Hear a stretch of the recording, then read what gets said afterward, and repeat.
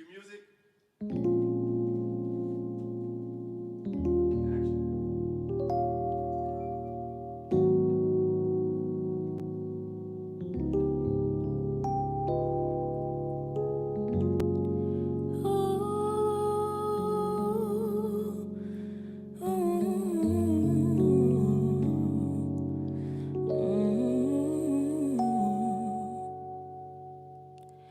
If you ever start to wonder why all the rain and all the thunder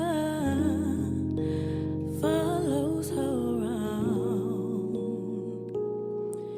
you better cut that girl loose. Most of the time everything's fine, but as soon as she starts to whine, if you have no patience, you better cut that girl loose. What are you, a coward? Who are you helping? You've got the power,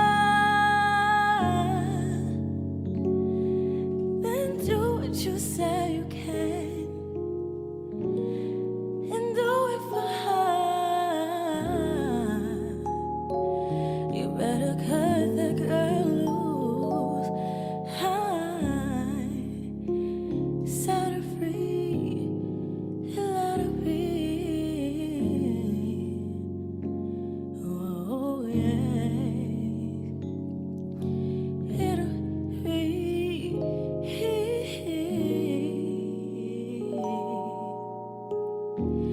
Cut that girl loose.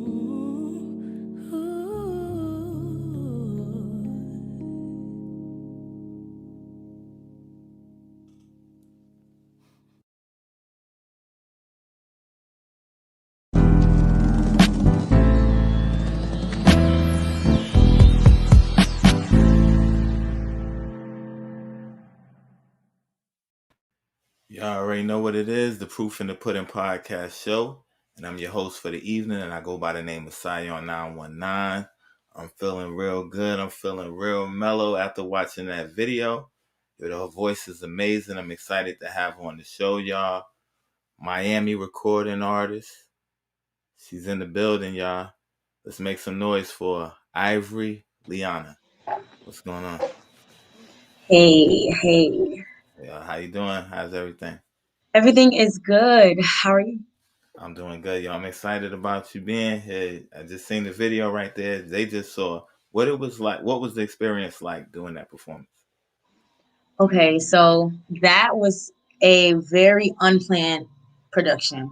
Literally, like I was going over to my uncle's house because he's doing like this piece that he wanted me to sing in, and we were rehearsing that, and I was just like, I was looking around, I'm like, where my uncle got all these cameras, and Right.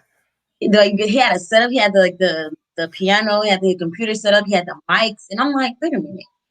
Uncle, Wow. can you record me doing a cover real quick? And he was like, right now? And I'm like, yeah. I'm like, I'm trying to do more on my page where I could like drop covers and stuff where Right. people, see that I could really sing. So he was like, right now I read. So he was like trying to stall and he thought I was going to forget. And I'm like, no, right now. I don't care. I don't have my makeup's not done. I don't care. My Right. hair not done. Right now. I want to do it. This is natural. Like, and I asked the guy I was there if he could play it and he played it for me. And it just worked out. It was he put up all the lights. He set up like 3 cameras. I was like, oh, I didn't know he was gonna do all that. Right. Honestly, I thought it was gonna be like one camera. I really was asking for like one camera. I didn't even need the lights. I just wanted to do something. But he put it together for you, and he it put came it out. together. It came out real dope. So your uncle, so he's definitely into music as well. We're all like my family's all into the arts, but he's more like playwriting side, music writing. Like he's into stuff like that, like directing. Okay, that's cool. So let's take it back to the beginning, yo. You from Miami, Florida. Mm-hmm. Okay, so yo, what was that like growing up there, and how did that influence who you are today? Growing up in Miami and how it, um, I don't, I don't know. Like, I feel like, um,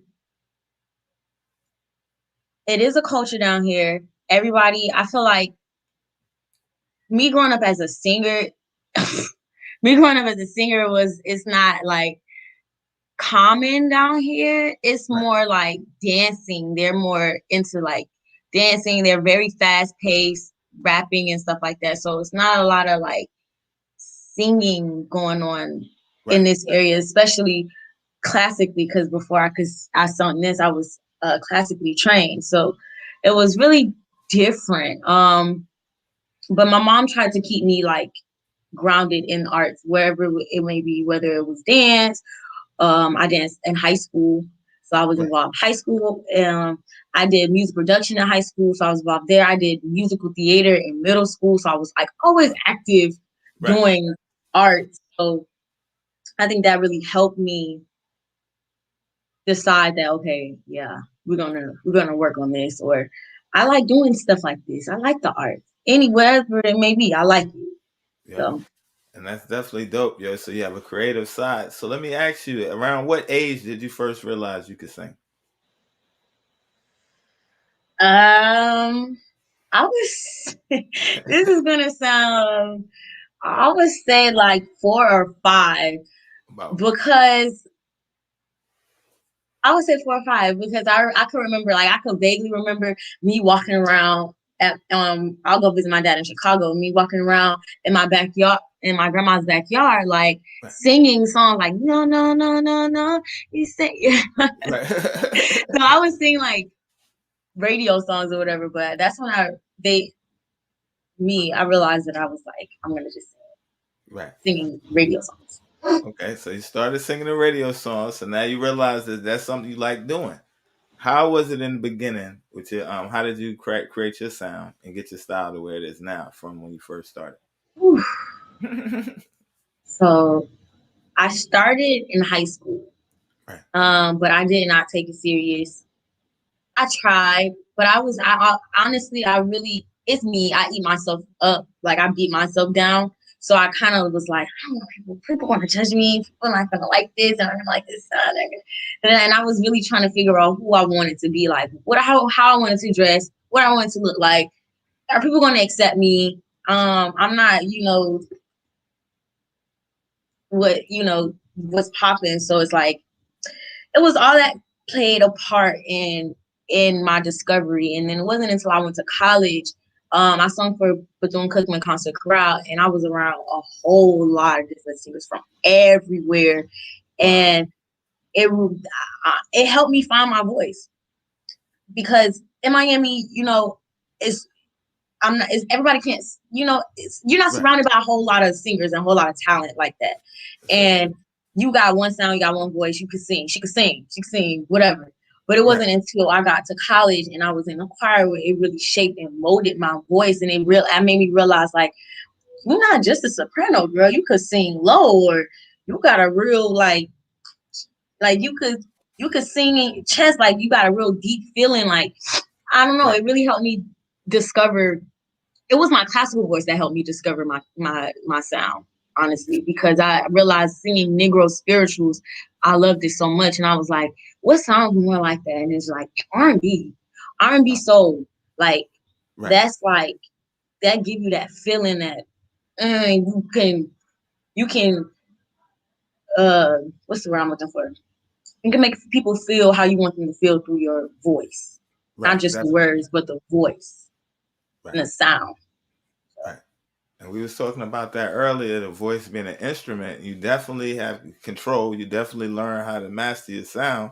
So let's talk about that. Like, what was that process like creating your own sound? Because I see on your songs, you have your own style and your own lane. You don't sound like the normal stuff that's out there. You have like it's a soul to it. It's almost kind of like neo soul, but with a twist in your own way. So let's talk about how did you come up with your style and sound? Um, Honestly, I feel like I'm still discovering. There's like so much.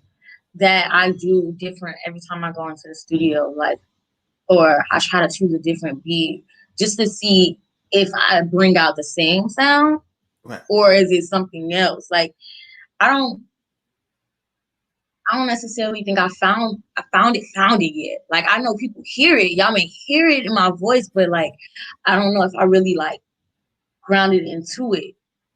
Like I really want to. I think I Right. still got way more to grow. Cause like the projects that I'm working on now, all the songs that I have written so far, especially with the beats, they do not sound like They don't sound alike. every song gives you like something different. So it's like I'm playing with that right now. Okay, and that's a good thing right there. You got versatility. So let's talk about some of the people you grew up looking at, and who are some of the people that inspired you. What type of music did you like coming up? Um, what type of music would you like, girl? Um, I have a broad, I have a wide, not broad, wide variety of music. I can go from Disney music, which is Right. funny, to classical music, which is hilarious, and then you have gospel, and you have your R&B, and then you have everything else that falls into place. Right. Um, I would say that I listen to. I can't lie. I listen to Beyonce a lot. There's Right. no reason to lie about that. Like Right. I I loved Beyonce from forever. Like I just love the control that she had for her voice. Like it's not about the words or how she performs it. That lady really has like uh, it's sick. It's like the what she does with her voice, the notes that she hit, how she can come back down from it and go to a different. That's what I listen to. So it's like Right. she was really one of those factors. Whitney Houston, of Whitney Houston. course. Mariah Carey, of Mariah Carey. course. I used to sing a lot of Mariah Carey songs. I used to sing a lot of Destiny Child songs too. Right. Whitney Houston was that was the song. I sung in church. So anytime we had an event, the song they requested was a Whitney Houston song. And I used to be like, I'm little, like, I Right. don't have that type of voice. And like people would be like, oh my God, you sound. And I used to be like, I don't think I sound like good, like singing this song because it's Whitney Houston and I'm dying. But Wow. um, So wow. but it Okay. was that's really the few solid few I really like took to. Right. Okay. So you said 9 years old and you're singing Whitney Houston. Yeah. They had me Wow. singing, I believe the children are few. Right. We Wow. had oh, Nah, that's yo. So talk about those early experiences performing in front of people. Some people love singing, and then some people don't like to be in front of people singing. Were you a natural want to be in front of people, or how was it for you? no, I did not learn that until college. Right. I had the worst stage presence ever, ever. Like, I don't know why I was so afraid to sing in front of people. I still am Right. slightly. It's not the same feeling that I used to get where I just couldn't like control my nerves and I just sung straight through the song, like try to finish fast. It's Right. more like, okay, you're nervous, but feel that nervousness. I like to go through it now. And it's man, I used to stand on stage like this and Wow. sing. I would not move. Right. I did not move my hand. I would close my eyes. I would not open my eyes until the song was finished. It Wow. wasn't until, oh my God, it wasn't until I got to college, my director was like, open your eyes. Open your eyes, Ivory. Right. Or like I started seeing all of my peers, they were so natural on stage. And I just kind of started to like mimic them a little bit, like just see what they would do, like why they look so comfortable and why I can't look so comfortable. I'm singing in front of the same people. We sing in front of each other every day. So it was, Right. it was kind of like that. Okay. Yeah. So that's real right there. And you're being honest. So let me ask. Okay, because you had a little church background as well. So what was the difference singing in a choir versus singing in the school? What was the different experiences? Versus singing in the school. Yeah, in the choir in school. Oh, singing in choir at church and singing in the school choir. Right, Oh, that's right. the difference is the training. Right, We all had to take vocal lessons, all of us. Even if we wasn't a music major, we had to. Wow. The discipline, because people that go sing in the church, you're singing, you're singing to God. It's more so that's how most people show their praise. Right. So you don't really care about the sound, honestly. Like if you want to sing, girl, go up there and sing. So you're not gonna have everything's just not gonna sound great. But Right. with the choir, everything has to sound great. Every beat has to be, every note has to be there. You cannot mess up. You'll mess up everybody's section. Like you Right. can't be off. You can't be flat. You gotta really like work to blend and Wow. not stay. Okay. So let's talk about some of your best memories of being in the choir at the Oh, school. You got the training now. Y'all doing performances. I'm pretty sure y'all traveling around. Which some ones that stand out the most to you? oh God. It was our trip. Our number one is my trip to Israel. Trip to It Israel. was so it was okay. So it was randomly he had us in the well, actually, well, yeah, I'm gonna make that second. So yeah, All so right. Israel first. So it was random. It was like, you guys, we're going to Israel. We thought it was a game. Like, why are we going to Israel? Like, we're a black school. This is who paying for it? We gotta pay Right. for it. Fully paid for. We didn't have to put in Oh nothing. wow. Even got stipends while we were over there. Like they paid for every single thing. And Wow. it was then that I really like dug into my faith and like really was like, okay, this stuff is not a joke. Like Right. he's real. And Right. that it opened my eyes. I feel like that also helped my love for music grow too. Right. Because like it was just people there like listening to our spirituals. They don't know nothing. They Wow. know about it, but they don't know about it. So like Right. they were just in awe. Like people will stop. Like we will sing and people will stop and just record us. Chinese people, everywhere, people from everywhere, just recording, looking at us like that was that was an amazing experience. Wow. The second I would say is Washington D.C. So this was random. Okay, so I wasn't the best student in school, All right. and that's fine. So I didn't expect to get picked to go, especially because I was a fresh. Was that my freshman year? No, it was my sophomore year. Right. It was my sophomore year. And I just wasn't expecting to get picked. Like, there's so many other people in the choir, like, and I'm loud. My voice sticks out. Like, you always got to tell me to not be quiet. So I was just like, oh, I already know I'm not gonna get picked. Like he called me into the room and we're all sitting there looking at each other and he's like, okay, so we're gonna go sing at the Obama's last Christmas party. And we like, what? You Wow. lying? And he's like, yeah, we're leaving in 3 days. Everybody's flight is booked, blah blah blah blah. We get there. I had a solo. Wow. I don't know why I keep forgetting I had a solo in the White House. Like it was Right. it was such a different experience. We met Obama, we met Michelle. Right. We we talked to them. We took pictures with them. It was a great experience. Yo, So I can only imagine right there. Yo, you definitely have a voice, so I can imagine you always had the voice like that. So, yo, what song did you sing at the White House?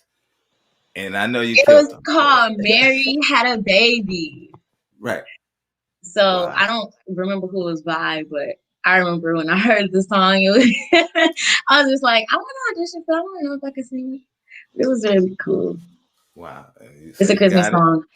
Right. Mary had a baby. Ooh, it's so pretty. It's so pretty. Wow. Wow.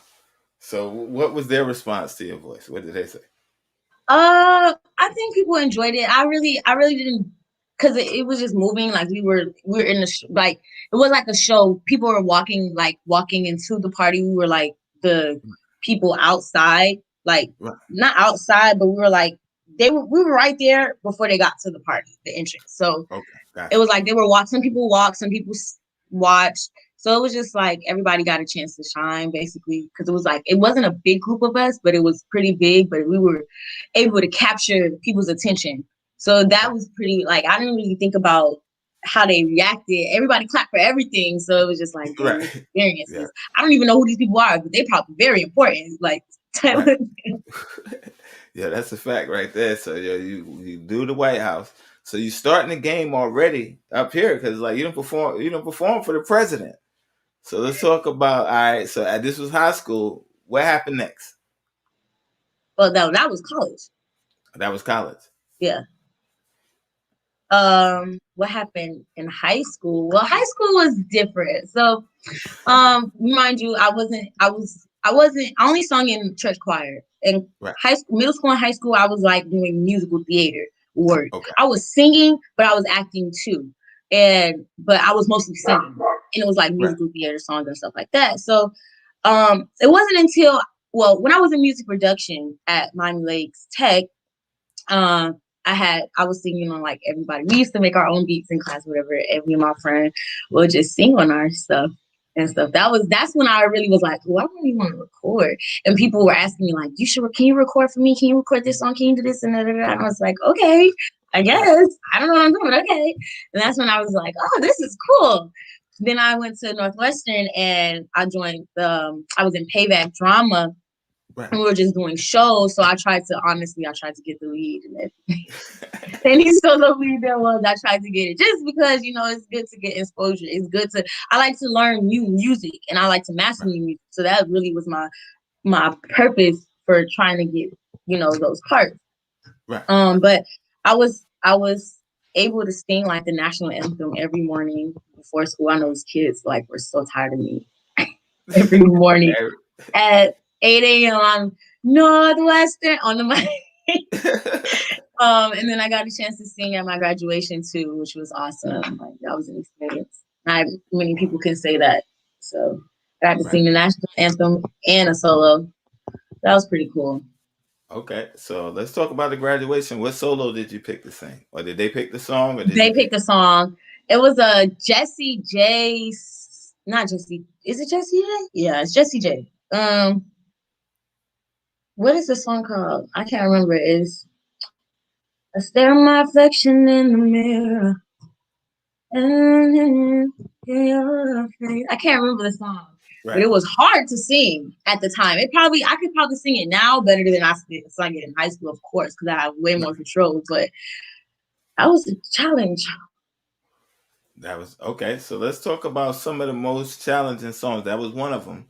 So what's some more? Because people think like, okay, being a singer is different ranges, and you say you can sing in the high sopranos and other ones. So how did you learn that, and how challenging was it?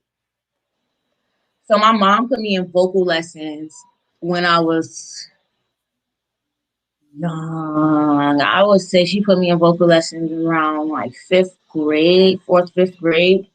Right. Um, and I'm going in there thinking I'm about to sing Alicia Keys. Like I was in there.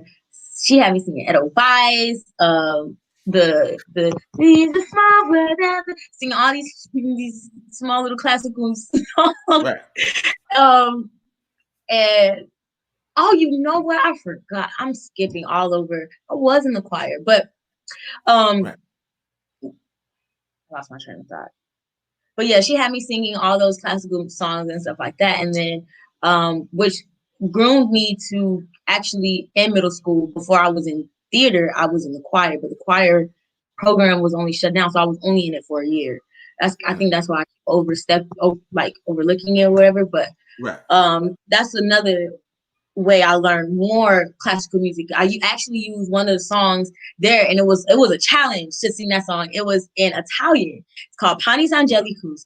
Once I learned that song, I promise you now I can sing that song right now with no problem with all the words, because I don't know why, but I can. And I used that song for my audition for college Wow. to get in the That's concert chorale. And I learned that song in seventh grade. seventh grade. That was You a still got it difficult to song. this day.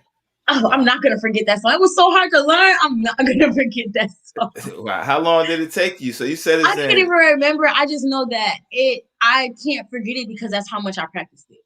right. So Right. Okay. So now let's talk about when did you pick up the pen and say, yo, you know what? I'm about to be an artist. You had all this experience. You've seen a lot already. You already did some big things. Now you say, yo, you know what? I'm about to do it. How did that come about? so I recently graduated last May. Um Congratulations. During the pandemic or whatever. So it was I moved back home, and I really was like that it hit me. It was that hit me moment. Like, wait a minute, okay, you're not in college anymore. What are you gonna do with yourself? And I was like, I don't know if I really want to, be behind the desk or work that way. Like, that doesn't make me happy. Right. Music, singing, being creative, doing stuff like this, performing, that makes me happy. And my mom always promised me, once you get a degree, you can do what you want. And I'm like, I looked at her and was like, Mom, I got my degree. I'm gonna pursue music now. And she's like, she thought I was playing at first. She's like, yeah, whatever, we'll see. And I'm like, okay. I'm And like, you I'm are. really about to pursue music. And I was looking up studios around, trying to find people. Like, my best friend, her like friends know people that had studios, so that's how I made that connection. And I just was like in the studio, and it was like the day I decided to go to the studio was the day I actually wrote Contemplating. Wow. The And it first, was first. crazy because I wrote that in a day. I wrote that song in a day. I think that's why I really don't really like it like that. Wow. Nah, contemplating is different. It's something different. So let me ask you. Okay, so that was your first session. You wrote contemplating. You say you wrote it in the first day. Was you always writing, or that's the first time ever you wrote? That was like the first time I ever really finished writing. I used to like jot stuff down that I thought sound good, but I never really looked for beats that go with it, try to make a melody. I just was putting, like, oh, that sounds good. Oh, I like the way that's, and I just write it down. But Right. I never really like, I'm gonna sit down and write a song like I did that day. And I was like, I wrote it with my best friend. Like, she was right there with me. She's like, you really just wrote a song in a day? I'm like, yeah. Wow. All right. So let's talk about. All right. Let's talk about that process. How did that come about? Where did you get the beat? What inspired the song? And what was running through your mind while you was writing? So of course, I was hurt. I was hurt. And I think it was just like that beat. I don't know. I think I was listening to beats on YouTube because, mind you, I wanted to do music. So Right. it was just like a point in time where I was just looking and listening to all types of beats, and nothing stood out. Everything sounded the same. Everything was off. It was pissing me off at how much everything. And I'm like, why the heck can I not like squeeze this search down to something that's like me? Right. And then I ran across that song, and I'm like, that's cute. Right. That's cute. Let me see if I can do this. And I just started singing, like humming, like trying to find melodies and stuff like that. I'm like, okay, I actually vibe with this beat. It's really nice. It's different. Right. And then I was, I don't want to invite my business, but it was, I was hurt. I Right. was hurt, and it was like I was hurt, but I was thinking about someone else. Right. So it's like two situations in one. And one. Right. That's what writers do. We do that as artists. I've done it. Yeah. I know Uh, exactly what you're talking about. You got to change the story. You can't keep it exactly. yeah, You got to. yeah. Yeah. Right. Okay. Because it's like I'm thinking about this one person that I can't stop thinking about. But Right. I wasn't. That's not who hurt me. Yeah, that's what changed about. But Right. this other person, kind of, did it for me. So I needed to jot that down, get that out of my system a little bit. Right. I think Okay. that writing helped me get over. Right. Definitely. So that's the thing as artists, a lot of times our best work come out of our pain. So it's like we use that, we channel that to deal with the pain. So contemplating was made. You wrote it. What was the process like getting it recorded and to where it is now? Because it's out on all platforms. It's available now. It's definitely rocking. So tell the people what that was like. Okay, so all of this happened back in November. Right. Um, the process of recording, that's when I started. Like, I only was doing like maybe 2 hours, 2 hours or 3 hours, 2.5, like in the studio. I wasn't there that long. Right. So I was just, I had like my best friend, I had the engineer, and then I had like two other friends around there too. So like if I was got stuck or whatever, they'll help me like figure out where I wanted to go Right. with it. But the recording was different. I think I have like 4 different takes of that song Oh in different wow. versions. Right. Like honestly, it was like I think that version I put out was like I was with my engineer that last night. It was just me and him, and I'm just like, you know what? I'm done. I'm not fixing. I'm not changing anything. That's Right. it. We're gonna Right. leave it at that, and that's it. We're pushing it out. And Wow. then I was just like, I think I just did it off a whim. Like I just was like, you know what? I'm putting it out. Like I didn't have no picture for it. That picture that's on there now, that wasn't it. I took those pictures like a couple months Wow. after I released the song. I had no picture for it. I made that cover art like on Google or something and put that together, put the complicated on there. I was like, you know what? I'm just gonna release it. People need to hear it. People need Right. to know I'm about to make music. I just released Wow. it. It was a nerve-wracking experience. I did not expect to get 500 plays that week. Right. That's a lot for me, Definitely, especially that's a not lot for when people everybody. listening to me. Like I didn't even know. I was just like 500. Y'all, what? Right. So it begins to take on a life on itself. You put it out there. I'm gonna just throw it out there. Now that it's doing the numbers, how did that feel? I know you feeling like, yo, this is real. Now you got my attention. Now I jumped out here. I said I'm gonna do it. It's starting to happen. How did that feel? Following your dream. That felt awesome. Like it felt like people actually listen. People actually want to hear what I sound like. That's like, dang, like y'all like my voice that way. It was different. Like I really didn't expect it to reach that many people. Right. And like, with Apple Music, you could see like who's listening to it and where and stuff like that. So that too, like it was just different places, like not even just in Miami, which really got me too. I'm just like, wow, like this is nerve wracking, but Right. I All right. just I just hope to build fans. That's it. I definitely know you're going to build fans as the song keeps getting played and people hear about it. It's one of those songs that's going to grab you. You're definitely going to create a fan base and all that. But let me ask you. So you put the song out. Did you do any promo behind it or did you just put it out in the beginning? Did I do promo? I think I did soft promo. It was not as much promo as I'm doing for What Changed. Right. Not nearly as close as much promo I was doing for What Changed. I literally was just like DMing and texting all my friends, like, post this on your story, post this on your story, post it on your story type deal. Like, Right. because I didn't have no pictures for it. So it was really, I think I did a video with my face and I was like mouthing the words to it a couple times, but that's about it. Right. Wow. Okay. So the song is definitely rocking, yo. We're going to jump into it. But like you said, it's not a video or nothing for it.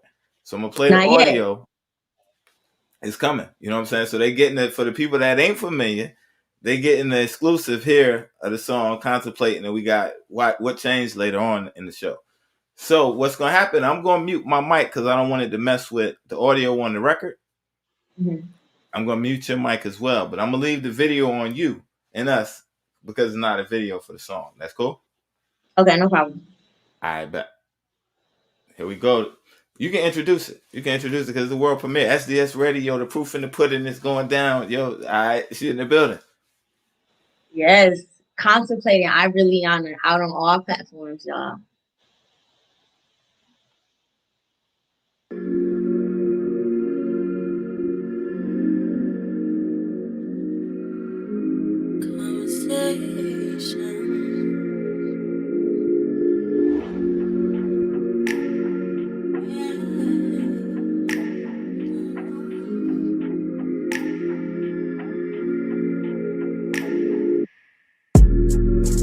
Been without you for so long,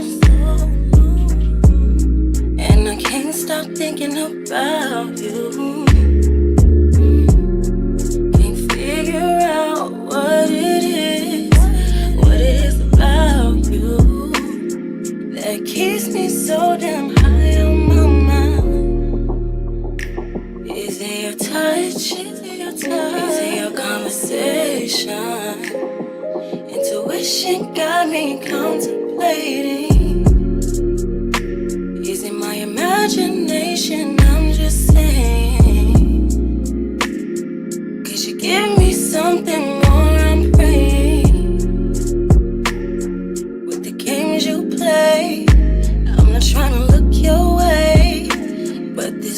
possession. With your presence, I know it's bound to happen. Ain't no question. Got me thinking, got me stressing. Not to mention, I got questions. Yeah.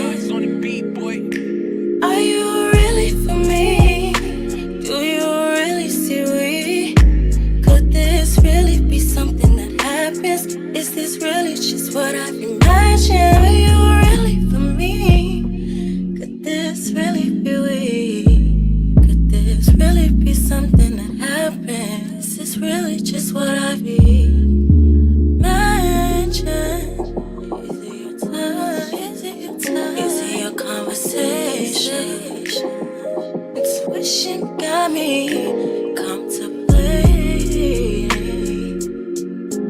Is it my imagination? Could you give me something more? I pray. Could you give me something more? I pray.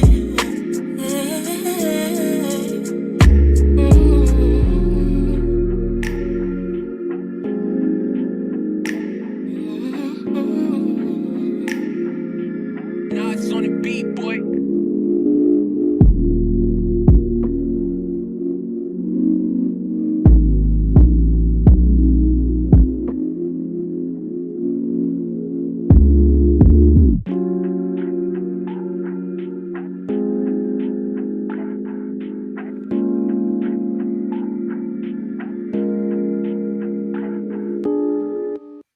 Alright. So that was contemplating right there. So yo, you put it out. You said it's going out. This is it. This is the final mix. What was the vibe? I know you say you was going through a situation. You wrote it out. How did it feel when people heard the song? And what was the response that they gave? I got a few of, oh my God, I can't stop listening to this song. Like I listen to this song every day and I'm just like, really? And then I got a few of like, oh my God, like this like the vibe, like this song really like chill. Like I really like this. Like I got some good feedback. I Right. got a lot of feedback that I wasn't expecting to get. Um I'm just surprised people was listening to it every day. Like they're like, oh my God, I could relate. Like you was really talking like, girl, I'm just like, really? Right. Like really? Right. Right. Okay. So yeah, we know a little bit about the backstory. It was inspired from that. The song is out. People loving the song. What happened next? Like, what was your next move? Did you say I'm about to get back in the studio? What happened? Okay, so yeah, literally like the next 3 days, couple days later, I wrote change. Wow. Now the thing with what changed is so like Erica Badu is I'm an artist and I'm sensitive about my stuff. Right. So when I heard that beat, I was like, this song gotta slap. Like this song gotta hit. Like I can't write or sing anything to this. Like whatever I put down, this song really gotta like hit because this beat go hard. Like this Right. beat sound like you about to snap, like you about to sing Right. type deal. And when I first recorded it, it was cool. I liked it. I was into it, but I was like, it's just something missing. Like it sounded too similar to Contemplating, like how Contemplated ended. Like it's just like it's no song structure basically. Right. And I think that I didn't really grasp the song structure again with what changed, not yet at least. Like I'm still working on that as a songwriter, like trying to like structure songs to, Right. flow correctly. But when I first wrote it, it didn't. It was like it was similar to Contemplating. It wasn't the same, but it was very similar. And I was just like, I'm not putting this out. I don't like it. Wow. Something missing. Something is missing. I don't know what it is, but something's missing. This was back in December. Right. So I'm like, it was a battle of what song I'm gonna release first. It was like Contemplating What Changed. And I really loved What Changed. Like that's my baby. And I was like, but I can't release it like this. I just Right. can't let these people know. So I was like, I'm gonna just release Contemplating. So I released Contemplating in January. And since January to now, I've been working on what changed. I've been writing other songs. Don't get me Right. wrong. I've recorded a couple other songs too, but I've really been focusing on what changed. Like Right. what was missing, like what I need to do. I kept listening to it, kept practice, kept singing over it, like just trying to figure out new ways to say this, how I'm gonna sing this, how this gonna go here. If I could take the song up, because my mom she's like, your songs are very, it doesn't grow, it's not builder. So I'm like, I tried to really try something different with this. I tried to make it grow or make it feel like it's moving, like I'm Right. giving you something else. Like I really wanted to capture old R&B, how it was different elements and it was just a vibe. I really Right. wanted to capture that with this. I probably didn't hit it right on the head, but I feel like I'm going in the right direction. And the next couple of songs that I do make, like I feel like I'm going to get there. Right. You got some people in the comments. They telling you they I love the see. song. Okay, so yeah, you got your people showing up. You know what I'm saying? You got people saying it's fire. Even though, like you said, "Contemplate" was the first song, but to people that's hearing it for the first time, they love it. So Mhm. that's a good thing. You know what I'm saying? So now you say you want to take your style to another level. That's growth in your music right there. So when you say you went back and you had to make the changes, what kind of changes did you make, and what did you learn from building the song up? I think I I learned how to like create a hook. Now I had help, definitely. I had help from my producer, cause yeah, hooks be killing me. I don't know why, but they be killing me. Right. So, I think me adding like that flavor of a hook or like a in vamp type of thing to the song really changed the dynamic, like how it ends. Like it's Right. not just ending; it actually Wow. it's not just ending; it's going somewhere. This shirt Right. is tragic, Oh but wow. Right. it was it was different. Like I think I learned how to like give more with the song. I felt like the song was really empty. So I Right. started doing ad libs, trying to figure out ad libs, trying to do oohs and ahs, how to stack like Right. different, octaves, making like choir backgroundish type thing feel to the song, giving Right. my oohs and ahs. So like if I do sing it live, I could have some background singers. That'll be dope. That'll be Right. something, different element, like a real singer. So I tried to add more to it, more sing song, like Right. really sing. Right. Okay. So now you're doing your growth. So let me ask you. You said you was building your runs and your stacks and your chorus and stuff like that. So it's like I'm pretty sure you had to do a little research and a little studying. Oh, What are some mainstream artists that you admire the way they stack, the way they run? Who are some people that you can learn some things from? Not saying that you need to learn from, you know what's but crazy? You know what's crazy? It's not mainstream artists that I try to like learn from.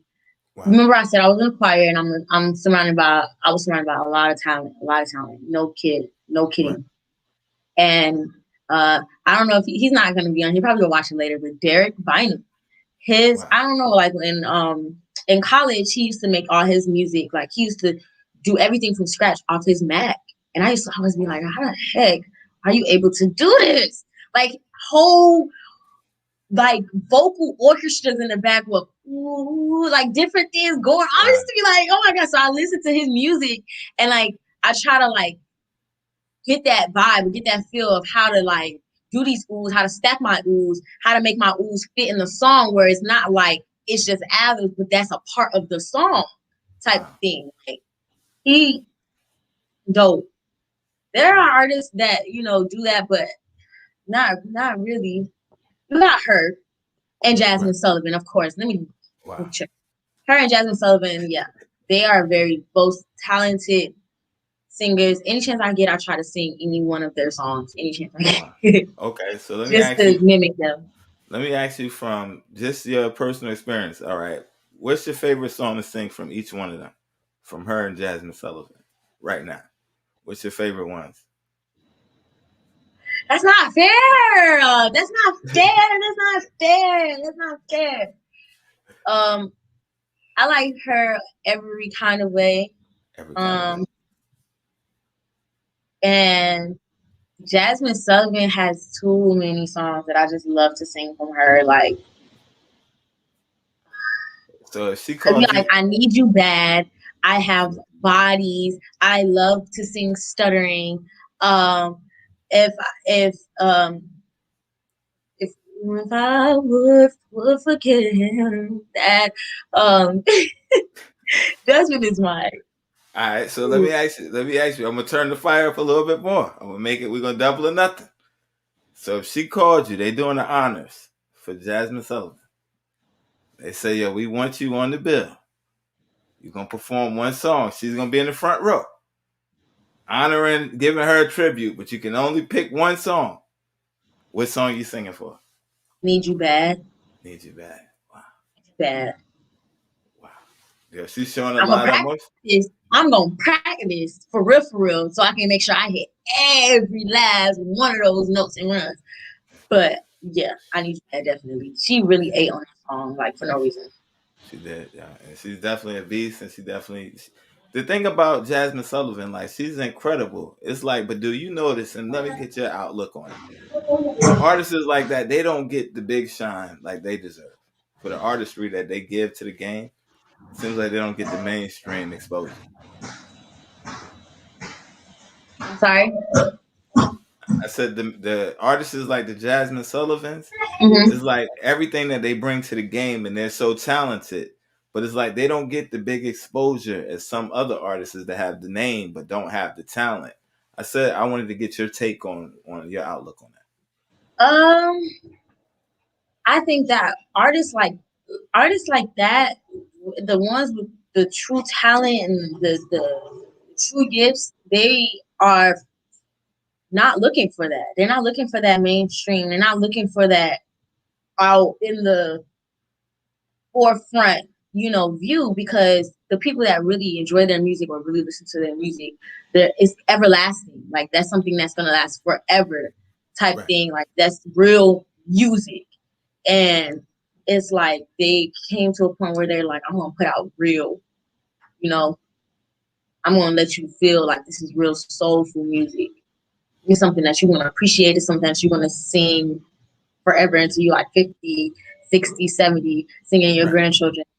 And I don't think that's a problem. Like I don't like me, for instance, like I of course, I want to get some exposure. Of course I would love for people to listen, like for me to be big, but little by little, baby steps, one step at a time. Like right, I'm all for the experience of right, growing authentic supporters, authentic people that listen to my music. Like that's what would give me more joy and pleasure doing this and touching someone's lives than being plastered everywhere and being on 100 million features and stuff like that. Like right, I really enjoy this. I really want to make some history type. right. And like you said, those become the people that's the milestones, and those are the people that have the legacies, and they are the greats. And they pen a lot of songs for other people that want to be in the spotlight and stuff like that. But they kind of play the background, and it's like, but when they come, it's kind of like an eclipse. They take over, they do their thing, and then it's back to what they, Back in the working. shadow. Right, right. So it's like, respect to that. And they also are real protective of their craft. They're they look at their creative control very important. They hold that high to them. How is that? How is your take on that? Is your creative process, be your control of your image? How important is it to you?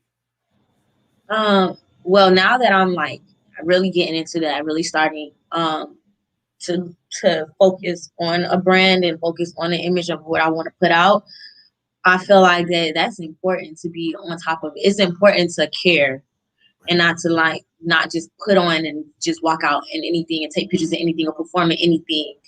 Um, Also, I'm not gonna show what I don't need to or do what I don't need to. Like if that's not the crowd I'm looking for, then that's not what I'm gonna portray or give you. Like I try.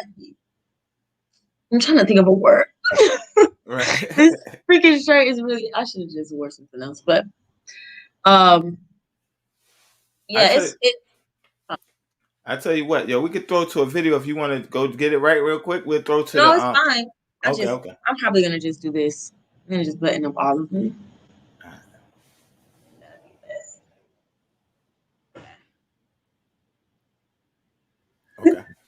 All right. So we're talking about the project now. Let's bring it up to the single. It's coming out what, Friday? Yeah, What can people expect with it? something different, Right. some true authenticity. That's what Right. you expect from this project. I think they really vibe with this.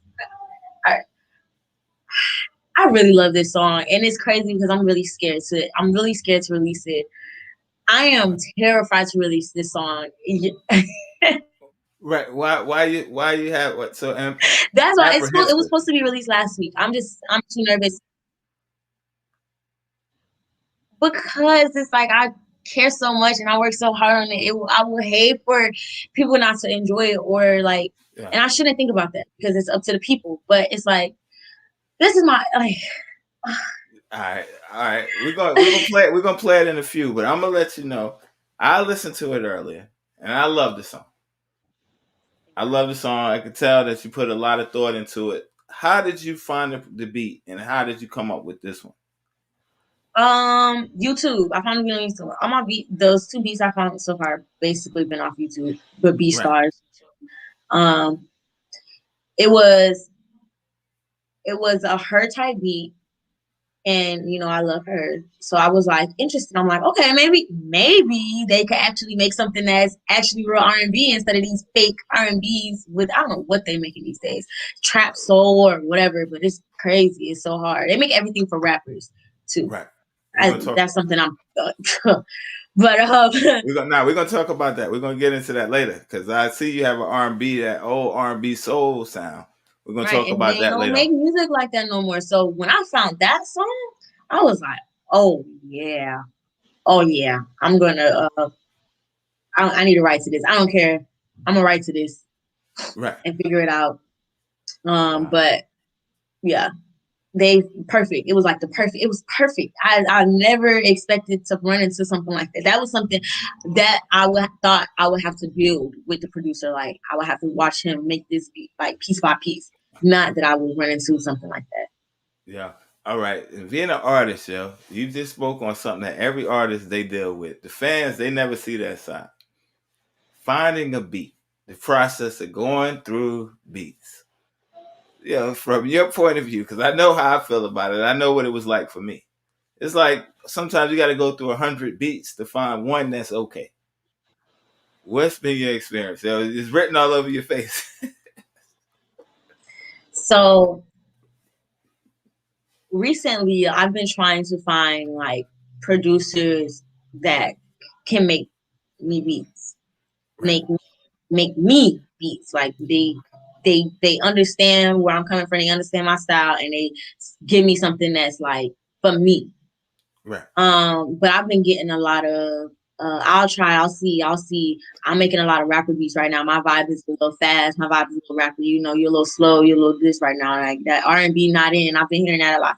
R&B's not the wave right now. So da, da, da, da, da. So it's like now I gotta go back to YouTube. So with YouTube, I feel like because I've been on it so much that it's finally showing me stuff that I like. right, It's just the fact that you never know who else has the beat. Like right, not too long ago, I was on TikTok and a song that I'm writing to, I recorded on it. I didn't really say anything. It was just like just to get something out, right, like put some words down, whatever. And I heard the same exact beat on TikTok, and I'm like, oh my god, like right, this is not it. This is not it. I'm not gonna be able to find. It is just a blessing. I haven't heard anything about contemplating right, or this song, right. but And it's definitely it's in its own lane. So it's like you said, I've never heard him before till you brought him. But it's like you said, you have to be careful because it's like, the world is big. So it might not be known in a certain region. Then you go to another side. Funny story, that happened to me one time. I had a song that everybody was loving in my city. So we on a tour outside, we're gonna take it on the road.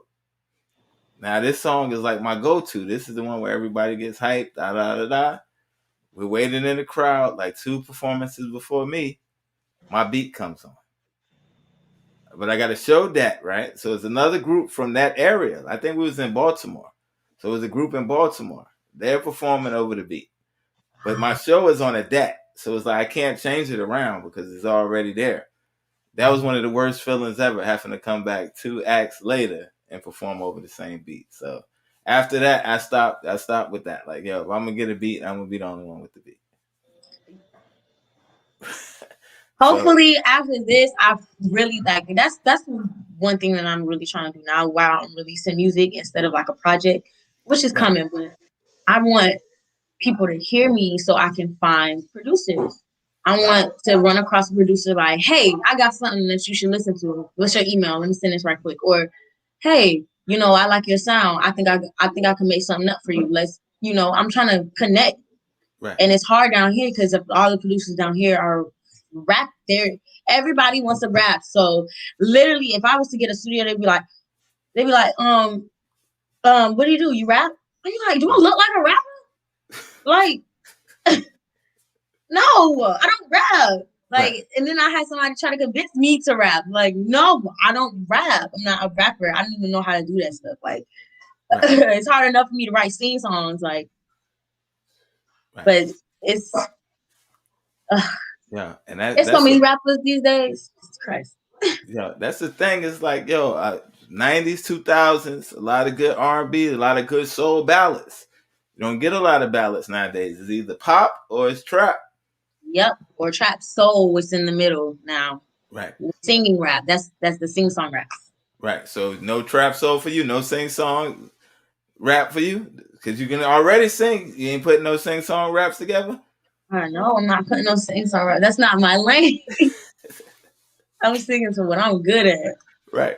Yo, and you definitely have a lane, yo. And like I said, yo, your music is different, it's unique. You have a dope sound.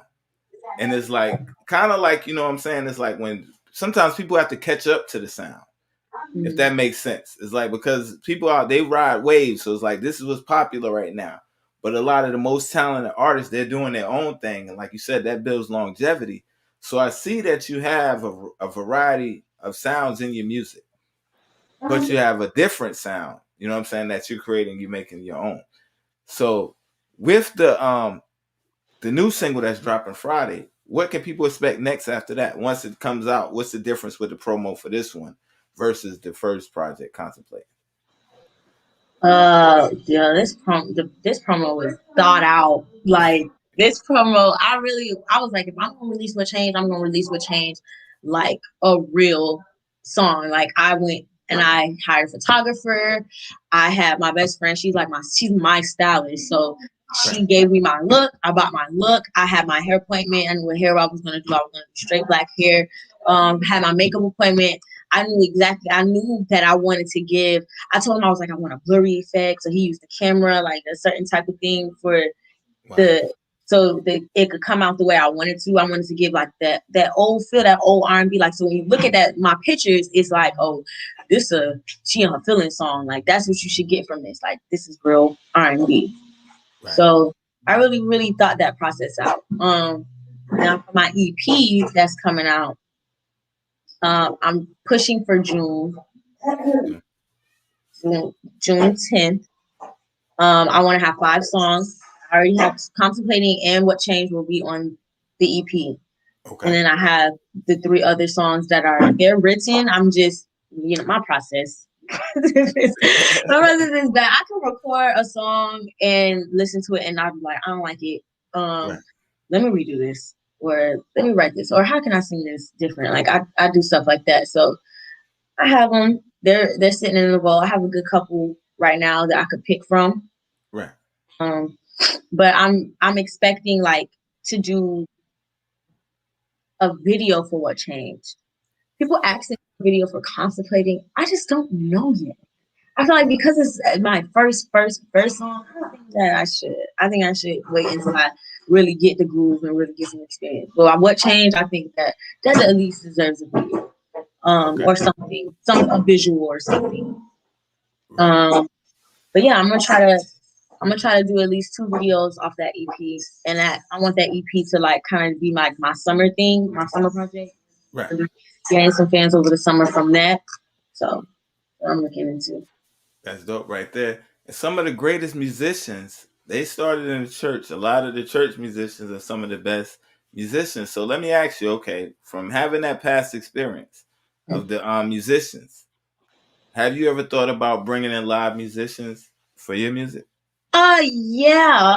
If I can get that, that's my brain for like when I Right, really hit big. Like that's what they're gonna be thinking. You think my stuff is, we sitting in there making it from scratch. I have a bass guitar. I have a electric guitar. I have a drummer over here. I have my keyboardist over here, and my piano back there. Like full setup. right, That's what I'm trying to do with these songs now. Like I want to do, instead of doing videos, I want to do live, you know, right. live songs, but recorded, All like right. recorded live performances, So, basically for those songs, but so let with a me ask. live band and all. All right. So let me ask you. Okay, for the first video that we played, we had somebody that was at the house playing the keyboard. Mhm. Is he around, or is like he was just there that day, He's or like, around. okay? Yeah. So yo, you might want to go back and do, you know how they do the piano notes, or what is it, desk notes, tiny desk note concerts, The what? the tiny desk. What is it? The tiny Yeah, the desktop. tiny desk. Yeah. Yeah, like why not something like that for the contemplate, and then what changed? That's the vibe I'm going for. It's just all about like I want to be different, so I'm trying to think about different locations, something that's eye catching. My outfits, I still gotta pick my outfits. What my hair gonna be like, all that stuff ties into play. And because I mean, I have a couple of people. I know someone that can play it on the guitar, and someone can play on the piano. Um, it's just who is not busy and who's free, and how this all could tie in and stuff like that. Right. Okay. And the That's thing, definitely a idea.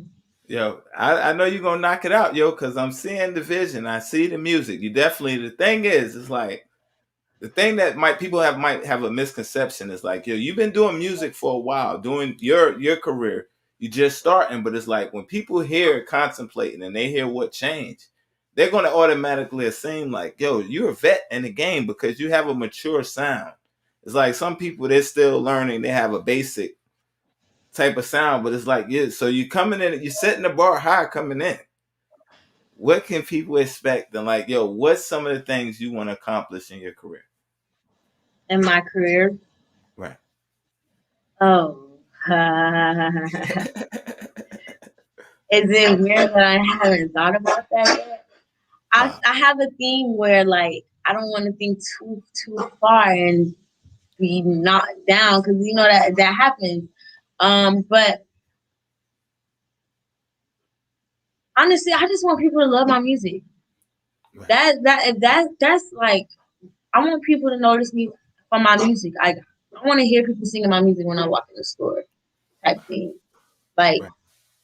that's my fulfillment, Right. knowing that my songs touch somebody or my Right. voice, not even my song, my voice. Love Right. me for my voice, like that's my fulfillment. Wow. I'm not really looking for anything out of it. Wow. And that's real. That's real. That's true artistry right there. It's like you're doing it for the love of your passion and your culture. But let me ask you, you said a lot of the stuff was written out of. So what was the story with what changed? We heard a little bit about contemplating. What inspired what changed? People changing up out here? What's going on in 2021? What they're doing the switcheroo? That's all people know how to do. Did you not know that was the thing with 2021 and I be in my 2020? bubble. I'm in the bubble I over need to here. be in a So bubble. That's what I need to do because I can't. It it it was about okay. So again, remember that two things in one. right. So it's basically about what I did to somebody and what somebody did to me. Wow. That's it. Okay, I got you. So was it kind of like It karma was like came a back karma. around? It was a full circle karma thing. Good karma or bad karma?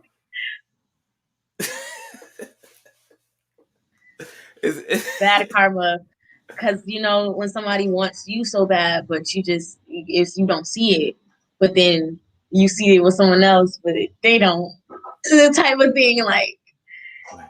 that's what I was going through. That was my mindset of writing that song because I was just like, it's funny because I can't be a hypocrite. Like I'm writing this song, but I did this to somebody already. So Wow. Wow. So let me ask you, going through that, what have you learned? For those that they don't, before they make the same mistakes, what's the life lesson you learned in it? If you do not like someone, if you do not see yourself person a week from now, don't waste their time.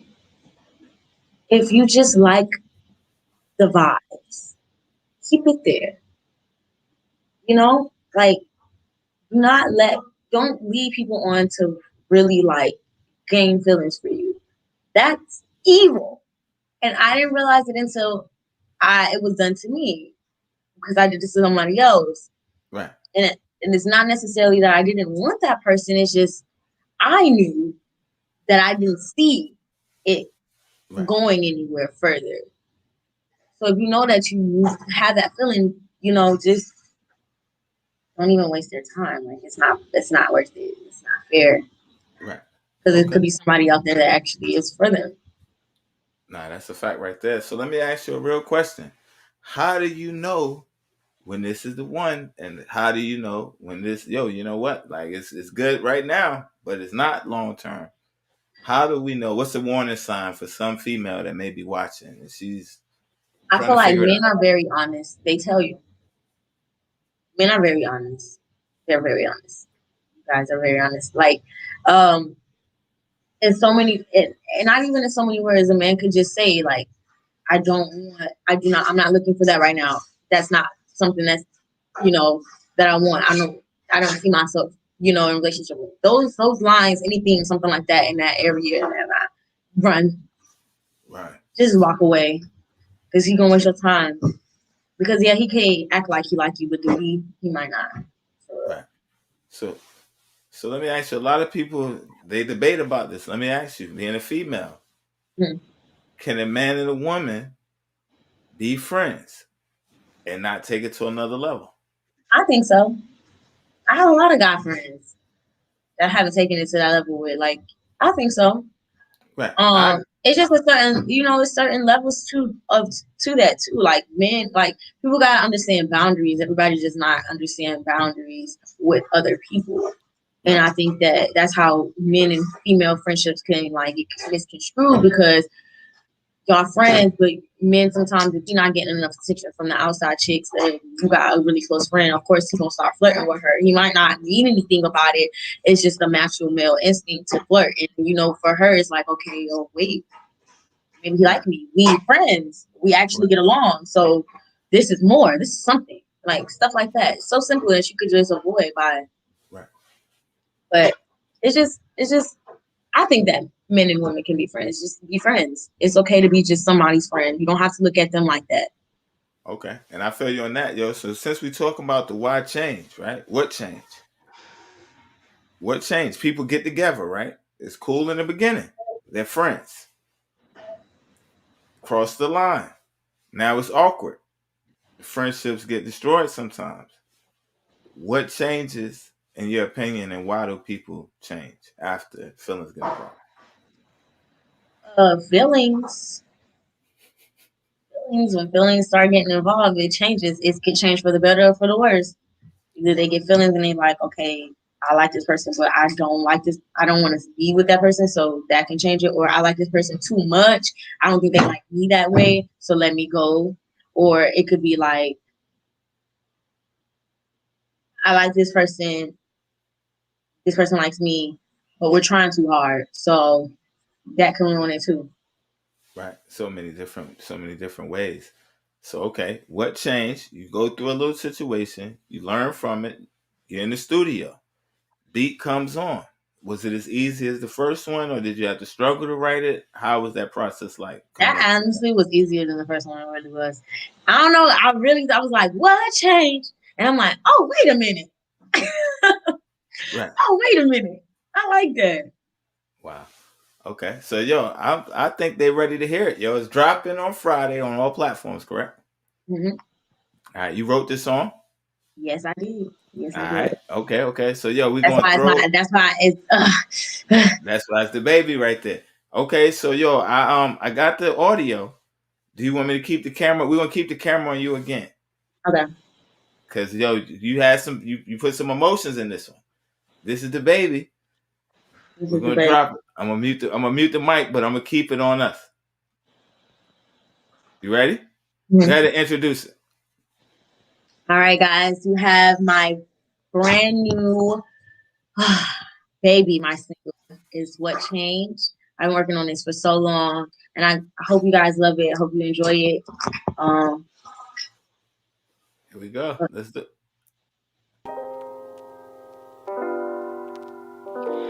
I need to know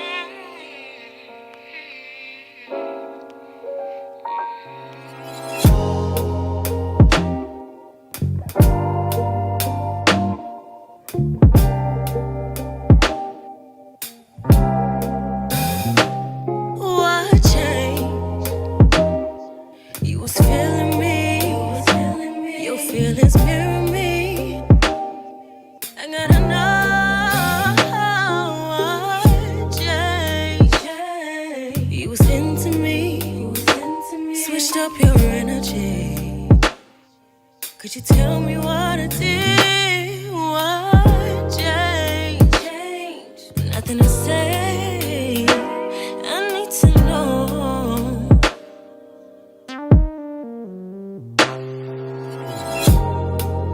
Boy, you played a dangerous game.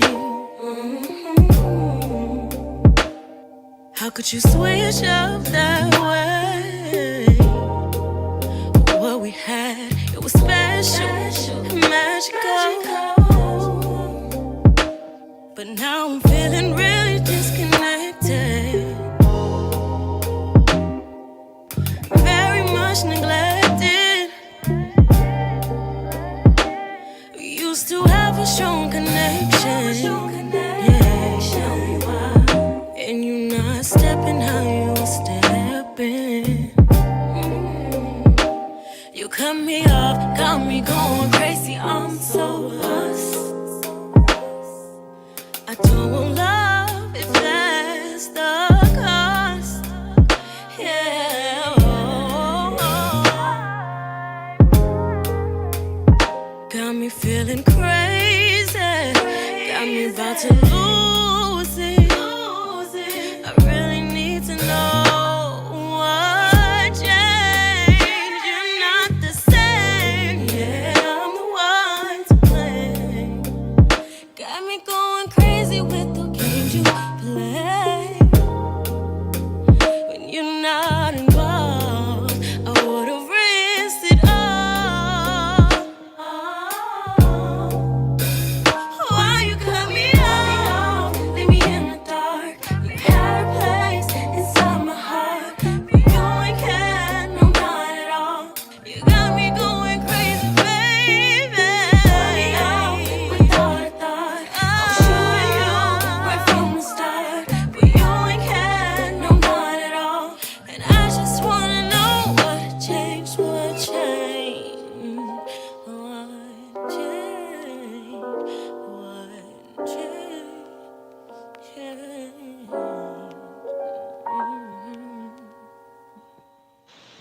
All right. So hold on.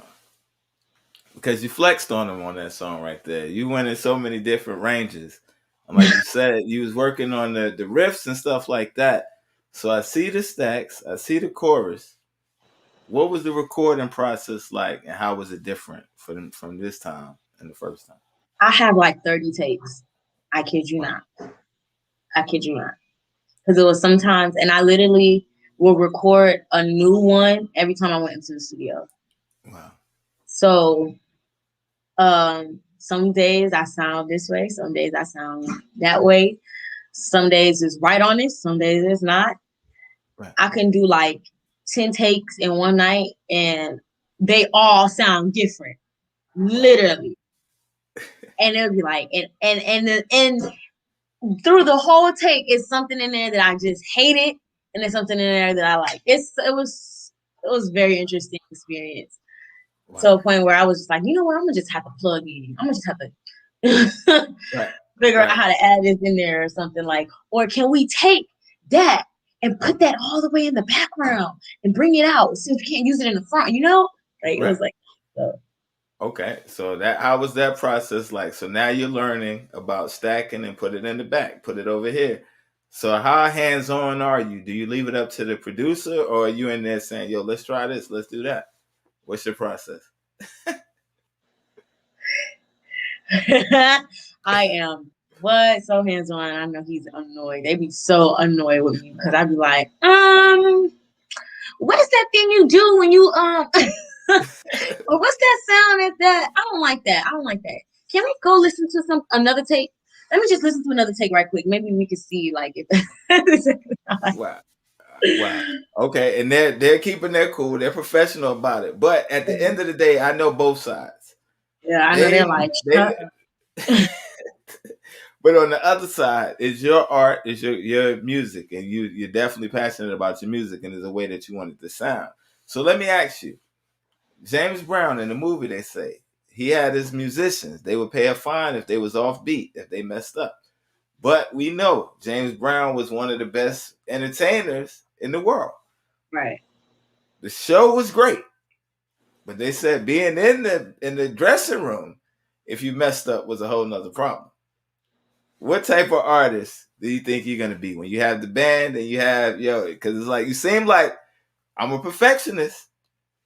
And What is it gonna be like backstage? They too slow. He's playing it too slow. This person, they think they're the star of the show. They're trying to outsing you in the chorus. What you gonna do? I think that I'm gonna hopefully with time I'm gonna just like really uh learn how to keep my cool and talk to people. I don't want to be one of those artists that nobody like to work with. I think I'm gonna try to avoid that at all costs. But I'm definitely I don't play no games and I don't expect people to play either, especially if they getting paid to do it. So step it up or we go replace. But Wow. I don't think that I'm gonna be like, well, I can't lie because I'm hard on myself. I'm hard on Right. myself, so of course I'm gonna be hard on the people that's playing my music for me or singing my backgrounds. Like, um, we gotta. It's a level to this. We're on the same page. We see eye to eye. Everybody has to equally be on their game. Right. Um, I just hope I'm surrounded by people that care enough about music and care enough about performing for themselves, not even thinking about, oh, this is a group, nobody's gonna pay attention to me. Because that's what I learned in the choir. Like, Right. just because no, you're not by yourself or you singled out, doesn't mean that you're not needed or anything could fall apart because you're not on your stuff. So I will hope that they all are very aware that this is a team and this can't go down with one missing. We all gotta play our part. We all gotta contribute. So you respect my craft, you respect your craft. Everything we got. All right. So just outside of music, I just want to see because, like you said, yeah, you're trying to. Hopefully, you keep you cool. You know what I'm saying? I'm hearing you saying, yo, nah, I ain't like that. Like you said, you're hard on yourself. So you're serious about your music. And it's about the creative side. It's not a right or wrong answer. I'm just going to throw a scenario to you and see what's your response. No right or wrong. Be yourself. So Right. now they're messing up. You talking to one. The bunch of the rest of them say, we're going to get it together. One person says, you focus on the singing and let me do what I do. What's your response? What? Right. That's how you That's go. That's and they're out of here. we focus on the singing and you focus on the what? Whose show is this? Right. Okay. Yeah, that's how I Yeah. respond. The thing is, you had me scared just now. I thought I thought my connection went out. So I'm like, yo, are she screaming at me that I was waiting? But yo, for real, the thing is like, yo, I asked that because it's like, yo, with creative control, artists are passionate. I remember even in the Five Heartbeats where the guy was playing his music too slow. And it was like he was trying to go through it, but it's like, nah, it's to the point he pushed them, yo, this is my music you messing with. So when you say Playing. Right. Playing games. Right. You So playing games. I'm trying to embarrass me. wow. Wow. Wow. So yo, from I'm pretty sure from being in the choir, from being in the church and stuff like that, everybody wasn't always professional. So I'm pretty sure you had to learn how to adapt. You know, everybody may not be able to play up to speed. So how did you adapt and how did you keep your cool in the middle of a performance if that ever happened in a situation? You know what's funny? You know what's so funny? Oh my God. Funny story. So I had a solo, right? Right. So, remember I told you my stage presence was really bad. I had horrible stage fright. Right. I got my first solo my freshman year of college, and I didn't get another solo until like, yeah, I got another solo the next year actually. Wow. Um, Sung this song about 500 times, practiced this song so many times, performed this song already, Right. performed it already, did amazing. My director one day, I was not expecting to sing a solo that performance because Right. normally he would tell us every song, like everything we gonna sing or stuff like that. Right. Although there are gonna be some add-ins, I'm not the soloist that be the add-in. It's mostly Derek, you know. So Right. I wasn't expecting. He didn't say I had a solo, so I was not expecting to perform. I don't know where I was going. I think I was talking on something. He was talking, but I said something to somebody, and he was like, "So since you want to talk, you sing your solo today." And I'm like, okay. But in my head, I'm like, wait a minute, we didn't rehearse. So, Right. all right, I'm in my head, I'm like, are we gonna rehearse before I go on? And he's like, he didn't answer me. So we get on, we go backstage, still didn't rehearse, get on stage. He's like, I'm like, all right, good luck. Why did I sing that song? Man, okay, I was singing perfect until it was just one part where I just went completely off key. Wow. I was in a whole. It's bad when the choir stopped singing because Wait, they wait. was trying to figure it out. So I'm singing and I'm like, and I kept going like it was professional because Right. I didn't stop and look around like, oh my God, I am off. This is bad, really bad. Like finish the song off key and all, hit all the high notes. I don't care. I finished it, but Right. I was so off. And the director, he looking at me like, and I'm looking at him like, you should never put me up here like that. Wow. You should let me rehearse. But I'm so embarrassed. Like, oh my God, I hope it wasn't that noticeable. But I know people noticed because everybody was hesitant to clap at the end. Wow. And it I was was like, it is the choir thing. So they normally clap. So if they hesitate to clap, like, oh man. But you realize, right, you kept going though. That's the thing about it. Is like, yo, yeah. no matter how bad it went, you kept going. So let me ask you, being a singer, like you said, voices can fluctuate and they can change. How do you keep your voice in control and how do you keep your sound? Because like if you don't practice, sometimes you can get off. So how do you stay on Practice. key? I have a vocal coach now. That's actually because I felt like once I stopped singing, once I graduated, being with chorale, that is very rigorous. We're always singing every single day, Monday through Sunday, nonstop. And then you Right. have vocal lessons on top of that.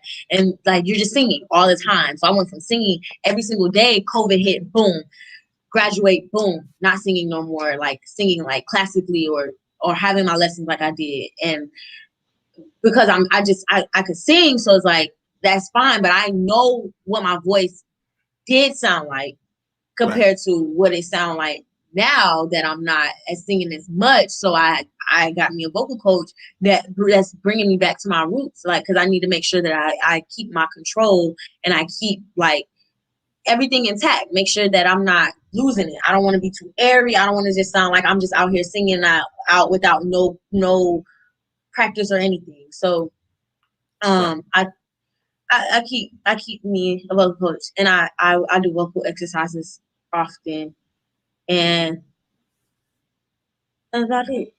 I Right. just keep my voice tuned up. And that's the thing right there. People they from the outside looking in, they don't know how hard it is to manage your voice and stuff like that. And I think even some of the best ones, you know, it could be too cold outside, too much moisture in the room. And it's like, but now you're on the stage, millions of people are watching. And you And had you that, gotta make it do what it do.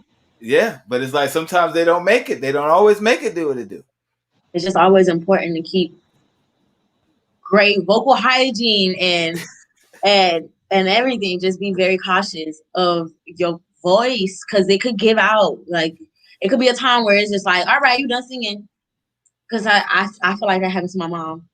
Right. She grew up singing and then she just stopped.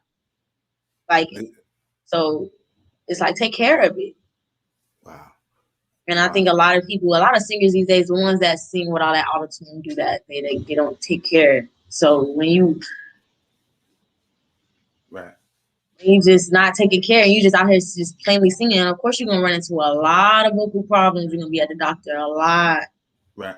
And that's the thing. Even some of the legends that we named earlier, even though they were greats, even I know Whitney Houston at the end, she had to get some her I think she had tore her vocal cords and stuff like that over time. And I know even with Mariah Carey, she don't go as high, over time things happen. Things So it's happen. like let me ask you, being a vocal, because like vocals, and you definitely is important to you, the range and the riffs and stuff like that. There's a lot of verses and stuff going on. Let me ask you, if you had to pick your top two female vocalists to do a sing off, who would you pick? Against each other, not me, right? Against each other. No, not against you. I mean, you can get in there, yo. You Nah, ready for I'm whoever. all right. Um. Ooh, wow. Wow. I ain't gonna flex. We gonna have to throw in Jasmine and Beyonce. Just throw them in. Just throw them Okay. in. So all right. Now People you're are gonna sleep on Beyonce. I think that people don't give her enough credit. I think right, that they just think that she's a pretty face and she's just a great performer. And vocally, they try to be like, oh, she's not that good vocally. No, she's what? Have y'all heard Ave Maria? That opera that she be throwing in there, like Beyonce's a beast. all right. So let me ask you now. Okay, we got two heavyweights. You threw them in there. They in there. Who are you sitting with? They both send you an invite and say, come sit with me. Who table are you at? Why can't I sit in the middle? Nah, they Why can't I said, yo, watch the show? Why can't I be a fan? Can I just be a fan? I just want to enjoy.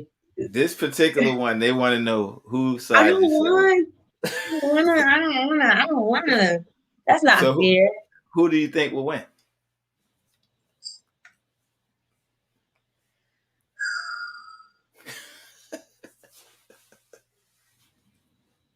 I think Jasmine will win. Jasmine. Yo, I that's control. I think Jasmine will win. wow. It's just something like because you know how you say you it's like a feeling in the voice, that feeling that you feel in your soul. Right. That's you can't deny. It's like Okay. a feel. It's like a feel good. Like sit at that pit in your Right. stomach. That's what I get out of all her songs. Wow. And the thing is, Jasmine is a beast, and Beyonce is definitely a beast and an icon. But to be honest with you, I think Beyonce would have the same response that you had if that came across, because talent knows talent. Yeah, She would definitely. be like, yo, I'm not, I agree. Like, yo, let her, Beyonce would say something classy like, let her have that moment. You know what I'm saying? Like, yo, I'm already here. Let her have that moment. But I think in the back of her mind, Beyonce would know, like, yo, this is about to be real. Now, if you're doing it on song wise, we might have to give it to Beyonce because she has more projects. But if we're talking about vocals, Yeah.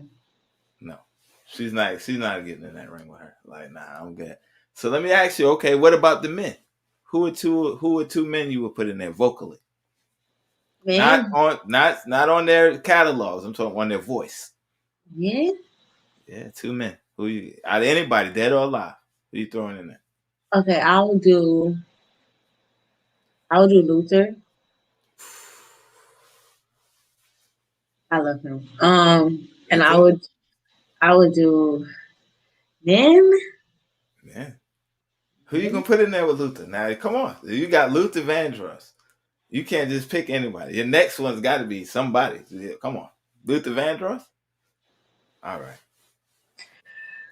Who could go up against Luther Vandross? Nobody. I don't know. I don't know. I don't know. I don't know. I don't know. Oh, okay. Luther and Bruno Mars. Bruno Mars and Luther. Who you sitting with? Who you sitting with? I'm not even gonna touch this one. Who would you sit with? I'm, Luther, I'm sitting with. Bruno Mars. Vocally, we're not talking about catalogs. So Luther come in there, he started I'm hitting the sitting with riff, Bruno man. Mars. You gonna sit with Bruno? He would take out Luther Vandross. There's no right or wrong. It's your opinion. I'm asking. Bruno Mars would take the upset over Luther Vandross. Yeah. I think so. And the proof is in the pudding. Y'all hear it I right think so. here. I think Luther hands down. Yeah. I'm sitting with Luther, but I respect both of them Luther. vocally.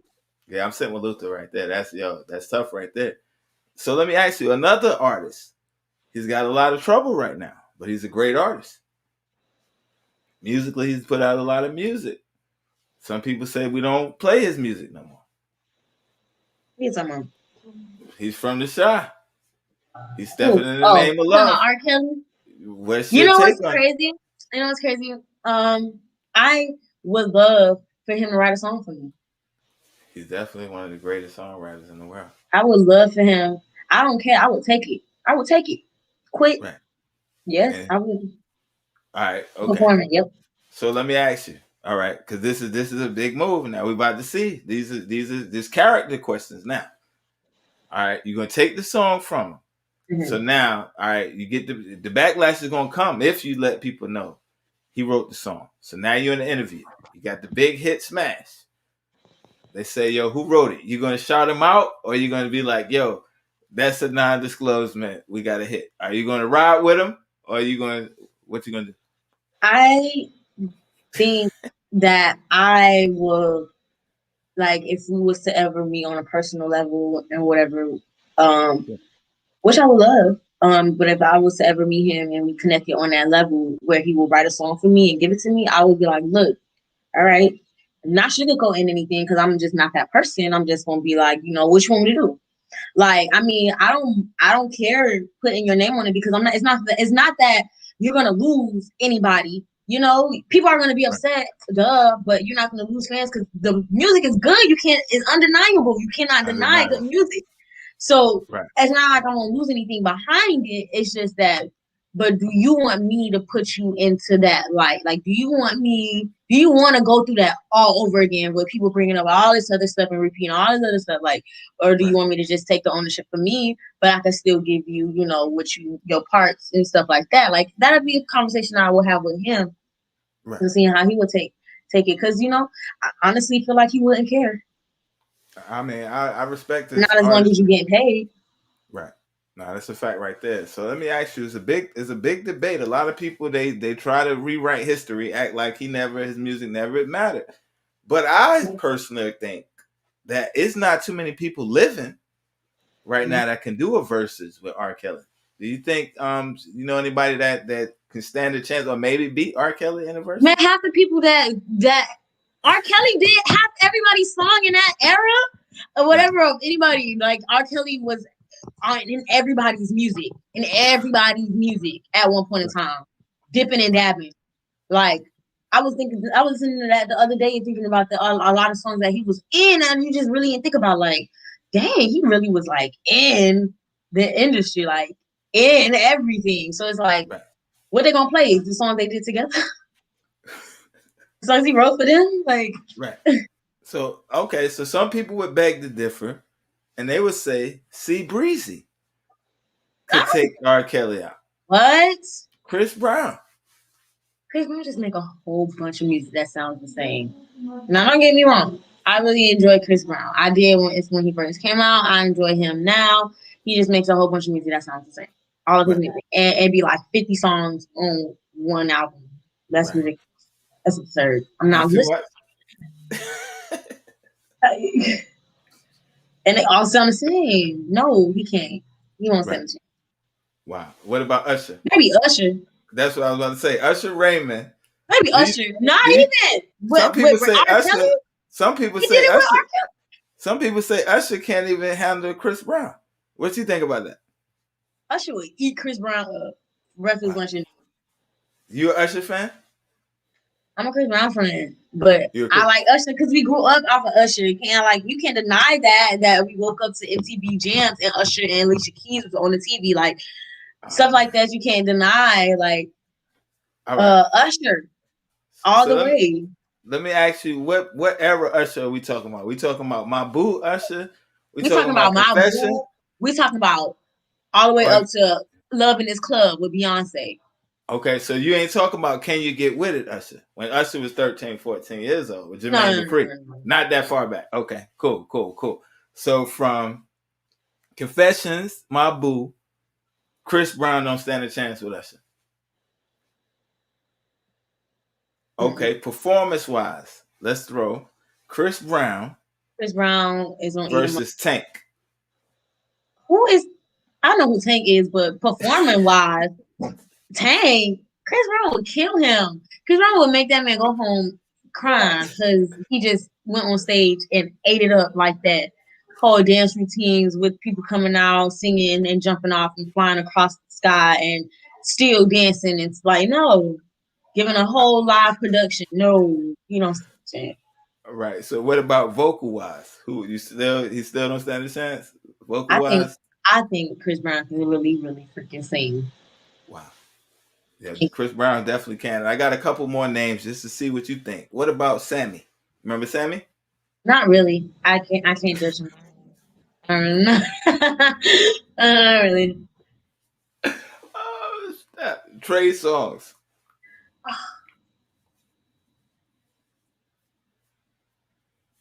I love his music. Trey Songs. Give me two of your favorite Trey songs that you like. Shawty, where you at? Shawty, where you at? Um, uh, what's the other one? Um, it's what is that song called? With cake on the menu, cake's on the menu. You know that song? I know exactly what you're talking about. Yo, In my Trey phone. Songz, he's definitely underrated as well. He's definitely an underrated artist as well. Definitely. As August Alsina too, he has a I was voice. just about But to say that. I all was right, listening to their song, him, Chris Brown, and I was gonna drop like a little remix to it, but I felt right, like because it's such an old song, people gonna be like, "Why she did this to this old song?" But like, I like that song, and I really wanted to add my flair into it. all right. We're just gonna touch on something real quick. So August Alsina, he had a lot of controversy come out. He drops the album. Did you listen to the album?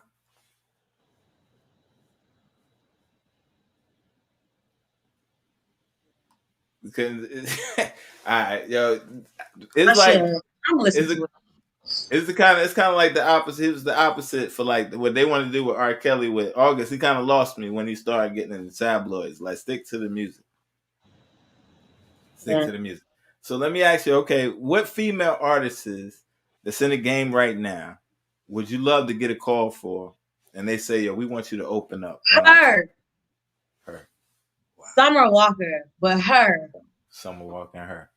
her, Yeah. She's dope. Yes. cotton girl. Wow. I would love to sit. I would sit and just watch her and her process all day and take notes. I wouldn't even know. I don't care. Okay. So let me ask you, they both big right now. So you got it's two movements going on. You got the her movement, then you got the Janae Aiko movement. Oh, forgot Who about you my rolling with? sis. I would Who you go with rolling with? what? Why would you put them two together? That's not fair. That's two different. No, that's not fair. I'm not even gonna let you sit here and put them against each other like that. I'm not gonna let you do that to them. If they both on tour and they said, yo, they both said we want you. Who I'm tour you going to going? both. I'm going to You both. going I'm going to sing at one and get on a flight and go to the next. I don't care. right. I don't Nah, they care. both dope. They're both dope, yo, and they're definitely holding it down. And it's like the thing is they're putting out their own sound. They got an evolution in the sound, but it's the purest R&B type of music that's coming out right now. It's not like 90s, but it's their own twist. It's her really bringing back the R&B for me. Right. She really is. Janae, I wouldn't say. I don't know. I wouldn't say Janae is really R&B. I don't know what genre to put her in. Right. But it's her, and her and Summer. Summer, I think, brought a different vibe to R&B. She kind of like, I feel like Summer added in like a male version Wow. into R&B. Like it's a different sound for women. Right. Okay. If that makes sense. It's So more like Summer male Walker. R&B song. Right. It's about relationships and stuff like that. Okay. So Summer Walker, Keisha Cole did something similar. Who would you roll with? Summer Walker or Keisha Cole? Walker, Summer Walker over Walker. Keisha Cole. Wow. Wow. All right, yo, Summer Walker. All right, so what about SZA? SZA over who? Nah, just as a overall, what do you think she's bringing to the game? I am the biggest. I've been a fan. SZA, if you ever see this ever in your life, I've been a fan of you since your SoundCloud days. I have Castles. I have the Teenage. I have all that in my phone. Teenage Spirit. Sorry, all that in my phone right now. New, all that in my Right, phone right now. Listen to right, it. Being a right, fan right. forever. Watch her grow. I couldn't wait. I think I remembered like I can't wait till she blow up. I cannot wait till she get big. I remember saying that like they don't know what they missing with her music. They don't know. And then it was, and she came out with love, love, and I was just like, girl, yes, Wow. Yeah, like yes, girl. yeah. It's And just that's amazing. That's what I want. Like I watched, like I feel like I watched her get there. I've been supporting her forever, which I don't even think she knew people was supporting her. I was supporting her. wow. And that's the thing right there. It's like so you get to see her start, like you said, from Sound. Was it Sound Click or SoundCloud? SoundCloud. SoundCloud. All right, she starts from SoundCloud. You see her blow up to a major artist. It's the same thing. It's like, yo, I got the same vibe when I heard your music and said, yo, who is this? She's gonna be the next big thing. So I hit you up and I said, how long you been singing? And you said my whole life. And I thought, Bro, it's cliche. I can definitely hear that.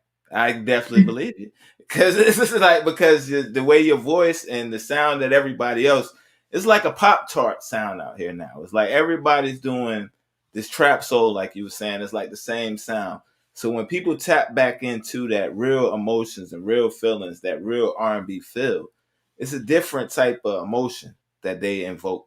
It's like you have the feel good music. There's nothing wrong with that because I believe all of music balances each other out. Right. Some days I want to hear my hardcore. Some days I want to be at peace. Some days I want to, meditate. Some days I want to feel sexy. Some days I might want to turn up.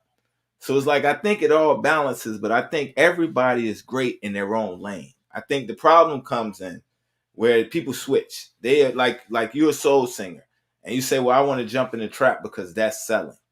And a lot of times people lose their authenticity. And it's like even artists that we looked up to or we grew, like fans of at a time, is like they come out one way and then the industry changes them and they kind of disconnect from the fans. It's like that's happened to me a couple times with a few artists. That's what I'm afraid of too. I think, but I try not to think about stuff like that yet because I don't have that big of a following yet. So it's like that's still far fetched. But like, if it was to come to a point where I'm starting to get looked at by labels and stuff like that, like that's a big part. Like, how much control are you gonna give me of myself? Like, I'm like, I don't want to sign my life away or anything like that. Like, I Right. really honestly want to focus on distribution. If anything, if you could just help me push my sound, my music, I can worry about everything else. Right. But a lot of labels not doing that. They want full control over everything. And I don't know how I feel about that. But again, journey. I gotta go through the journey. I gotta go through my paths. I gotta go through my ringers. So I'm not there yet. So that's not my Right. really big focus. And that's the good thing that you already recognize, and it's like it may be a situation where they like, yo, we like the way you are. And some artists that have the control, and then there's some artists that don't have the control, and it's like, yo, we need to sell records. We Right. invested this money in you. Sometimes they even let them come out first. Like you can do what you want to do. Yeah. It doesn't do what it's supposed to do now. Now they say, I want you to get my money. And now they saying, what you did ain't working. I need to get my money back. So, we're gonna put you in the backyard. They're gonna cut the water on. There's gonna be reindeers and candy running around, and it's like, yo, what are you doing, making a mockery of me? And a lot of times, as fans looking at the artist, is like, yo, like what? Like you were so much more than this. Have you Yeah. ever seen artists that like you following them and it's like somehow along the way, it's like they just take the wrong direction. If you go into Miley the right, Cyrus. wow, wow. Miley Cyrus. I told you I was big on Disney. And she went the other way on you. She switched Man, up on you. I don't know what happened to that lady. My Let me ask you a God. question. It's funny to me. It's gonna tickle me when I ask you this. We talk about Miley Cyrus, right? What changed? She got heartbroken. That's what changed.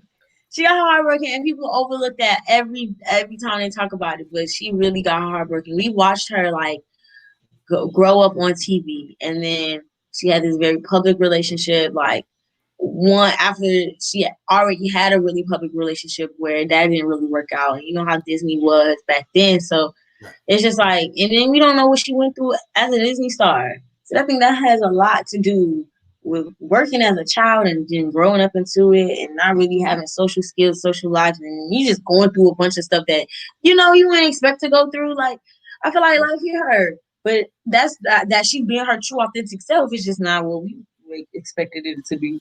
Right. Now that's true right there. So let me ask you, with the dangers of the game though, I'm pretty sure you're aware is the dark side of the game. Everything is not always up and everything is not peachy and cream. So how do you plan on staying focused? And what if some adversities that you may have faced already being a female in the game? I'm not a rapper. That's the biggest one. Um, I don't think I really faced any yet. I don't think so. I mean, I'm not looking forward to it either. Right. But I probably will take everything like as a grain of salt because I know it's coming. But I'm Right. trying to like really stay on top of a lot of things that people do nitpick at, like weight and look and stuff like that. So just trying to keep myself in tip top shape. But Uh-huh.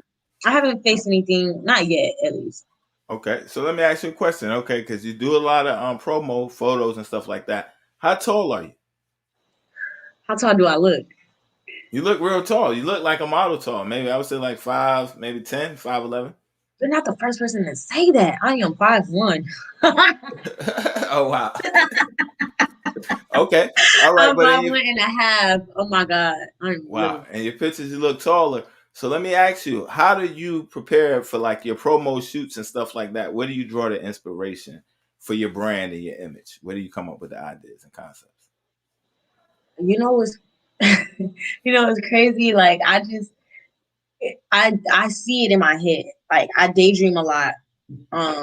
So I see it and I kind of like try to explain it because I can never find examples, like picture examples of what I want. So I have to really, really, really explain or try to put some stuff together, and I have to find people that actually understand what I'm saying, Right. that have the same creative mind like me. Because a lot of things people don't understand. Like my mom, she did not understand my photo shoots at all. She's like, "What is the point of this? Like, why are they so blurry?" And I'm like, "Mom, that's the vibe. Right. It should be like a unclear, like what's going on, what changed. Like it don't make sense, right? Okay." Right. So I think of everything in my head though. Like I just see it. Sometimes I could just be sitting there thinking, and I'd be like, "Oh my God, that's dope. I'm gonna do something like that." Type of deal. Okay. So let me ask you, yo, what are some places that you want to perform in your career that'll be like highlight moments? So you know how people have a bucket list. What are some places that you want to perform in? Maybe Madison Square Garden and maybe Paris. What's 4 places that you would love to perform? You know what's crazy? I would love to sing an opera in Germany. But aside from that, because I know I can't cross over you now. But aside from that, like I would love to sing my whole time. I would love to have if I once I get like big in my Right. first performance or first tour, I would love for my first stop to be down here at the Hard Rock Stadium, the Dolphin Stadium. I don't know why they call it the Hard Rock Stadium, the Dolphin Stadium here in Miami, because this is my city. Right. Um, and then I want to take it up to Chicago because that's my daddy's city, and Wow. my family's up there. And I want Right. to take it in that stadium. I don't know what the stadium is called, but it's a big football stadium where Beyonce had her formation tour, and that was my first concert ever. But take it up there. That's a dream.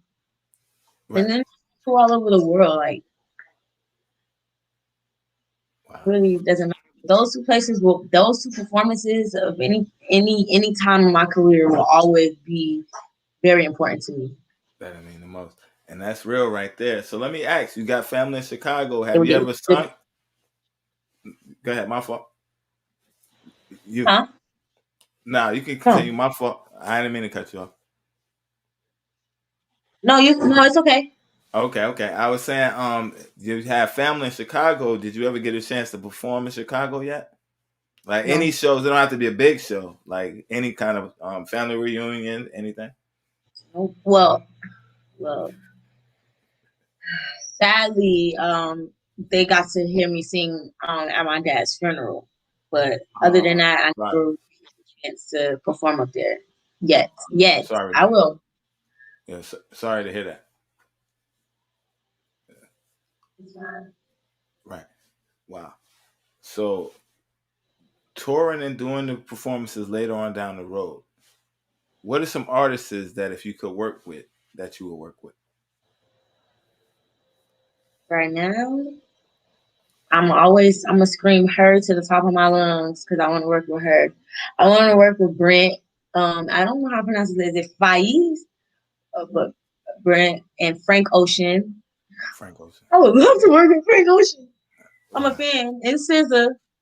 Um, let's see. Maybe I should throw out a rapper. Uh, I listen to really trap rap, so I would love to sing on a song with Lil Durk. Wow. A little dirt. But All I right. will. I want to. Yeah.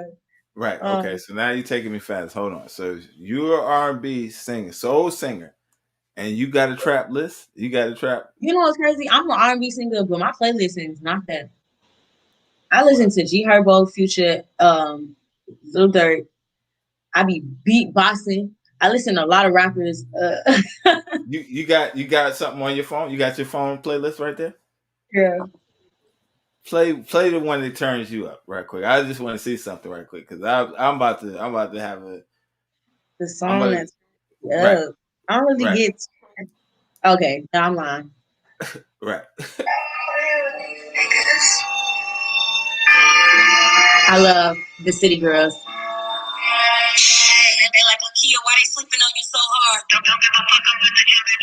I'm gonna just dance for it. Sorry, Lakia. I love you, but I love the City Girls.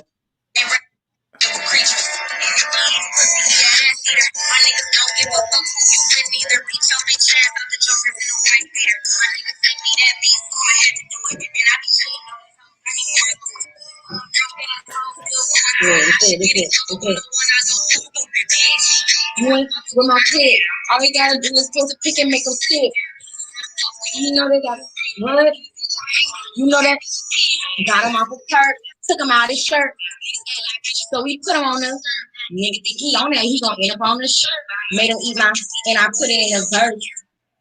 Mad cause I'm winning. If it's new, then I'm in it. Hoes stay in my business. I'm on demon time, got you bitches niggas time to school with a hard pass.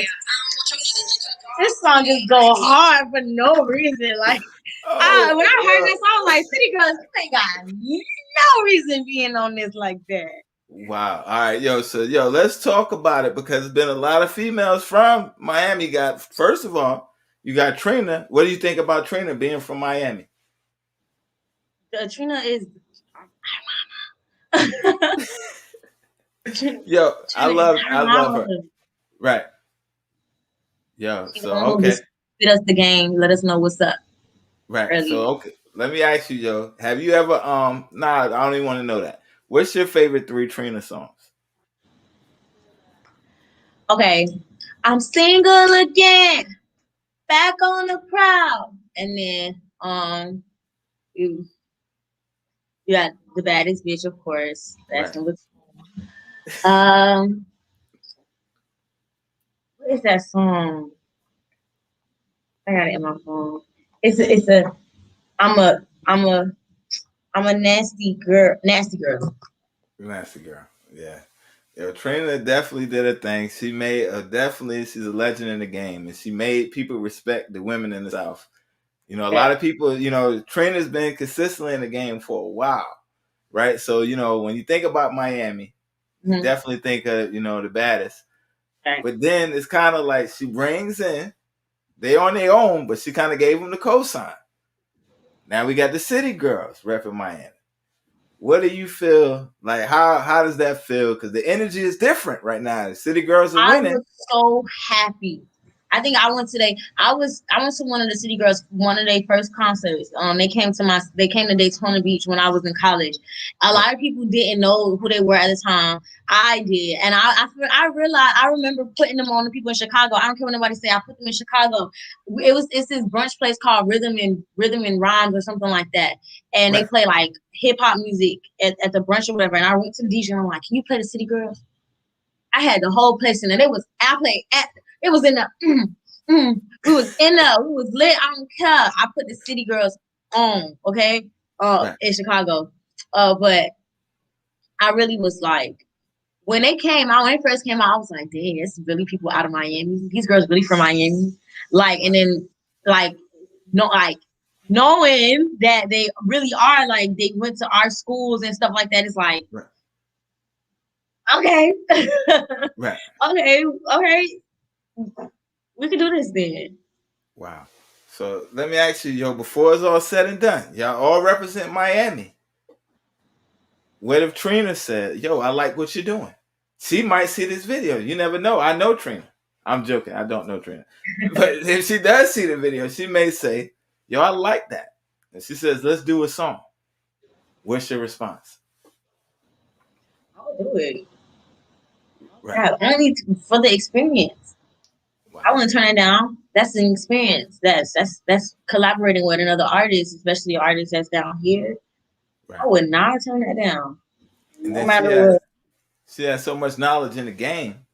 It's Exactly. like She could on the help me business write side. my song. She could help me write my part. Like Right. you don't know who she know that can help me. Like that's Right. connections. I'm never against turning on connection, especially in Miami because it's so small down here. It's so hard to get into that that this industry down here. It really is. Like believe it or not. Right. I may And that's have people listening to me, but I don't got the like. I don't have right people listening to me. I don't have like the following that I need, especially down here. Like it's a you say it's a wave. These people right. down here are wave people. So Wow. I'm just So trying to build it up. all right, so that's real right there. So like right now, Atlanta they say is the hot spot.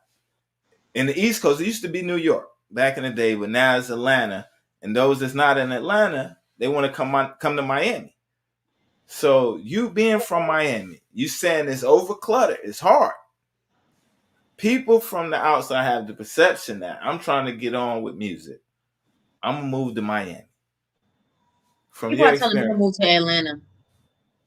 I wow, get that all the time, especially with the type of music that I'm making because Miami's more of a rap scene. Now, if you a rapper, by all means, go ahead, come on down. They got beats for everything, but people are telling me to go to Atlanta. They're telling me like that's where I'm gonna find um people that's gonna make beats for me, or that's where I'm gonna find my vibe. Like not here, which I'm wow, starting to see. I'm and a lot of people that reached out to me about beats are from Atlanta, which is odd. So it's like wow. I may Yeah, be that's looking into that move in a year or so. Nah, that's dope right there. Atlanta's definitely got a lot of things going on now. I'm gonna tell you another city that people may not think about that's real big in R&B. A lot of producers, a lot of the greats, they wind up getting their music from this certain places. It's something about the sound in the air. It's called the city of brotherly love. Talking about Philadelphia. Really? Yeah, a But lot of every greats. time Meek always talking about rappers putting rappers on, they don't never nobody ever talk about putting singers on. I don't know why. Right. But I mean, when we talk about the history of the greats, a lot of their sounds when we talk about that '90s R&B, 2000 R&B, That a came out. lot of those guys are still there.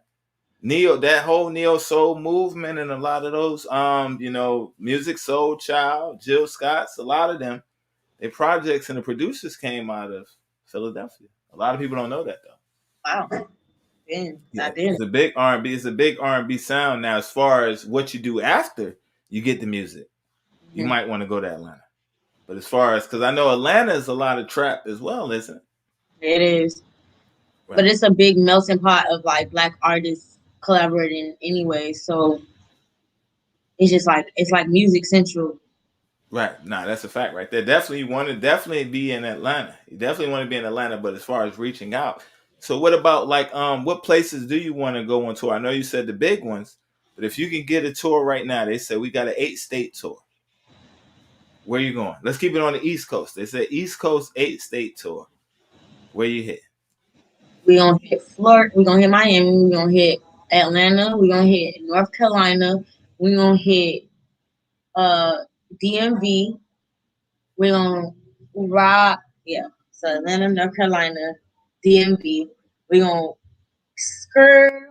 Well, no, we gonna hit New York, Right. and then we gonna come down to Detroit, and then we're Wow. gonna tap in Chicago, and then we're gonna go down to Tennessee. Wow. Yeah, you got some big cities up there. Now you said a name of a state. That surprised me. And I didn't tell you to say that. So for the watchers, I didn't tell her to say that. You said North Carolina. What's wrong with that? You would come to North Carolina? Yeah, I'm coming to North Carolina. We were in North Carolina. Oh, really? I'm in North Carolina. I'm in Raleigh, North Carolina right now. That's pretty That's cool. why I I mean, said I got family up there. you Well, I got don't know if family. you still there. I did. Wow. They spaced out now, but I did. Oh yeah, yo, that's dope right there. But when you said North Carolina, I didn't want the people to think I told you to say that. So uh, people really rock with North Carolina. North Carolina's all yeah, right. it's a big black following now. What do you mean?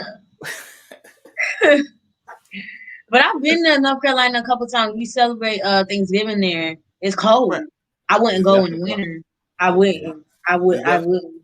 But I'll come definitely in the summertime. okay. So let me ask you, yo, all right, what part of North Carolina did you come to? I'm just curious. You said Raleigh, right? That's where You they're was in from. Raleigh? Yeah, that's where they're from. Wow. Yo, that's a small world. That's dope right there. But it's definitely temperatures are definitely different. It's definitely warm out there. It's definitely cold here. So what all right, what is the music scene? You said it's small for R&B. It's big for rap. Do y'all have like stations that play independent artists? Are there like open mics or places for you to perform? What There is it like are out there? there are a lot of open mics, but our open mics are weird. Like they be like, it's an open mic, but you gotta call 3 days in advance to put your name on the list. Wow. Like it's so weird down here. Um, the radio stations, no, we got 99 gems, hot 10 from 103.5, hot 105. Yeah, those like yeah, no, they're not playing no independent artists. We probably do have a station. I just don't know anything about it, to be honest. Okay. Okay. Um, That I'm trying to think, but but no, like we have open mics, but like I was saying, like I'm probably gonna get more exposure by videos by putting out like the live recordings of my songs right. because I'll be able to reach a broader audience Definitely. than going to these open mics that everybody just don't go to or because it's like a certain vibe. Because although I sing R&B, those are like not to say they're like hippie vibes. Right. So like or like they everybody there is singing Spanish music. Right. Now I feel you on that. So let me ask you, yo, where did you come up with your name from? It's my name. That's your real name? That's my real name. So Liana is your It's my middle middle name? name. Wow. Does it have a I was breaking it down. I was gonna be like, okay, so either my stage name is gonna be Ivory or is it gonna be Liana? And I was like, why not Ivory Liana? I use it as like I don't know. I think I use it as one of my like tags or something on wow. Instagram or Twitter way before I came up with that. And I was just like, Ivory Liana is my stage name. I'm gonna just keep it like that. Keep it like that. And you definitely been branding yourself and you definitely putting it together. You definitely making moves. So it's like, what's the next step? So now you got what changed out. You didn't see it. You've seen the growth. What other things? I know you say you like pushing the envelope, trying different things. You don't want to repeat yourself. So what other things do you look forward into tapping into on the next couple of projects or the next couple of songs? I'm just really focused on like my writing. Like I really want people to hear growth in my writing. That's what I want like people to take note in. Um, but as far as like working on projects, like I said, the EP in June. I'm gonna be working on videos. I'm gonna try to do like some performances this summer. Like this summer, I already planned like this is gonna be my summer to like come out like boom. Y'all Right. heard Ivory Liana? Like that's what I want to make. That's I think that's gonna be my feel after my EP drop. Okay, that's dope right there. And for the people that they want to hear your music, let them know where they can find your music. Let them know about the single coming out. And I think this is your right one for them to follow you on Instagram. All right, guys. So I have Contemplating out right now. You can listen to that on Apple Music, Spotify, Amazon Music, YouTube, Pandora. It's on everything. TikTok. It's everywhere.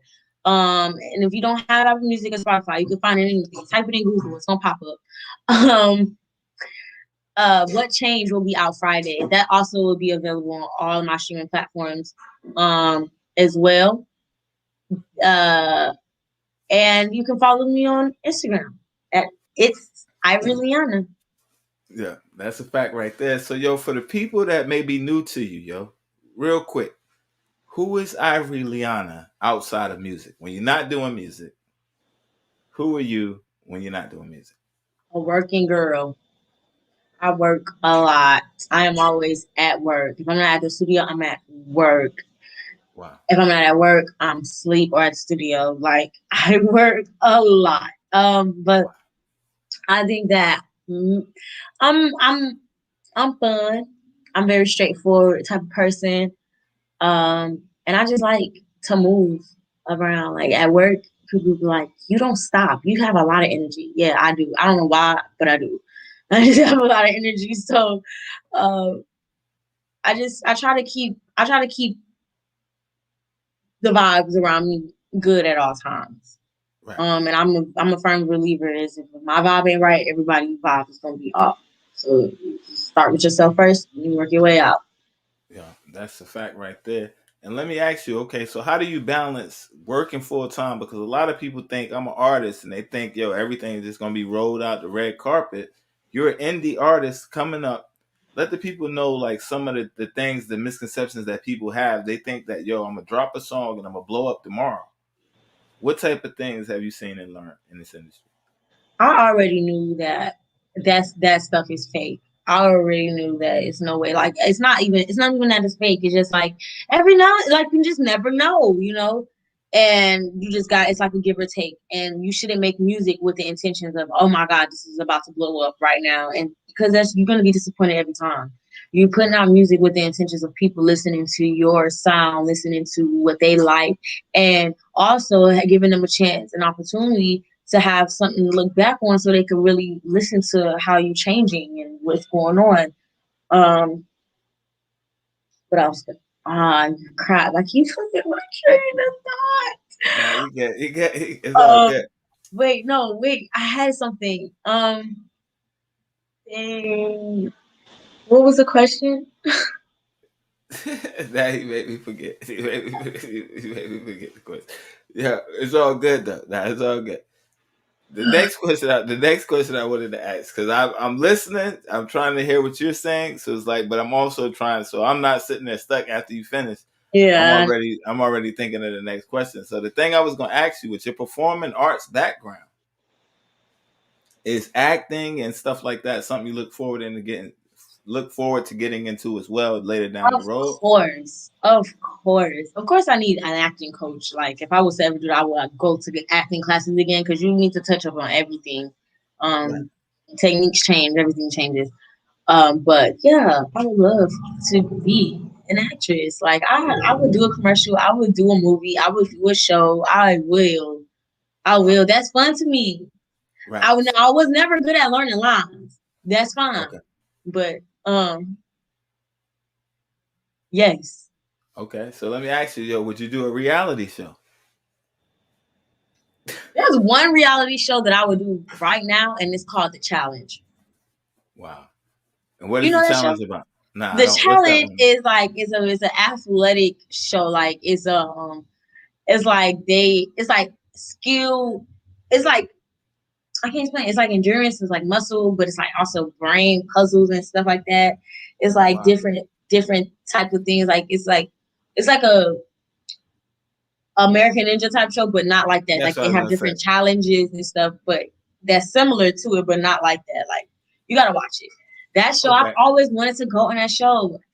So I so would go. let me ask you. So you're right. Okay. So it's like endurance and all that. So like, yo, you like stuff like that? Like when you say challenge, when there's a challenge show, what type of stuff outside of the brain, like physical? What type of challenges do they have on the show? Like you gotta climb up a wall, jump down, climb under this. You gotta carry a bunch of stuff on your back, or you gotta like carry these big pieces of a truck to another part. You gotta walk. You gotta run 3 miles to the next checkpoint type stuff. Like you gotta swim, go all the way down the bottom, pick up the thing, come all the way up the top, and then race to the shore and run, and then put it on the thing, and then figure out the puzzle. Like so, Wow. So you enjoy stuff like that? that'll be fun. I've never done it before, so that'll be fun. I mean, I train, I work out, so I don't think that I am against it, and I dance, so it's not like I'm not athletic, and I run track. I Okay. just So you ran track too. I play volleyball. I've done a lot. Right. That's All why I right. don't Yo. want. So you definitely well rounded. So all right, let's talk about that. Okay, let's talk about the sports and stuff like that. So you play volleyball? Yeah, I played volleyball in high school. It was like off a whim. It was one of those, dang, you're bored. What sports you want to pick up? And I'm Right. like, I could try volleyball because I was not playing basketball. I don't Wow. play those You sports, don't but play I no. play volleyball. Was you any good at volleyball? I was a diver. I think I injured my knees playing Wow. volleyball. That's one of the reasons why my knees are not really that good. Because Right. I used to always try to dive for the ball, but Wow. I only Right. did like literally one season. It was my senior year. Okay. All right. And then you say you work out. How often do you have to work out? Because, like you said, how much pressure is it being a female in the industry?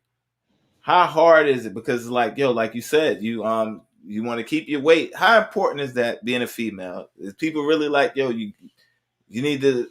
What's that like as a female? Because I'll never be a female, so I don't know what's the whole thing about. You have to look a certain way. You can't eat. Don't do this. Hold your breath. What is that all about? Yeah. Don't think it's necessarily all of that as much as it used to be. I feel like as growing up, we did see a lot of that like in the industry. You could tell that a lot of people were having eating problems or they needed to look a certain way. But now, like we have everybody in different sizes and they look different, and everybody is just not appealing to the eye anymore. You could look, if you just got talent, you got talent. And that's what I like to see now. So I don't think it's as nitpicking, but for me Right. as a person, I like to look good. It's only a certain weight that I like to carry on myself. I like to look a certain way, so that's why I like to work out.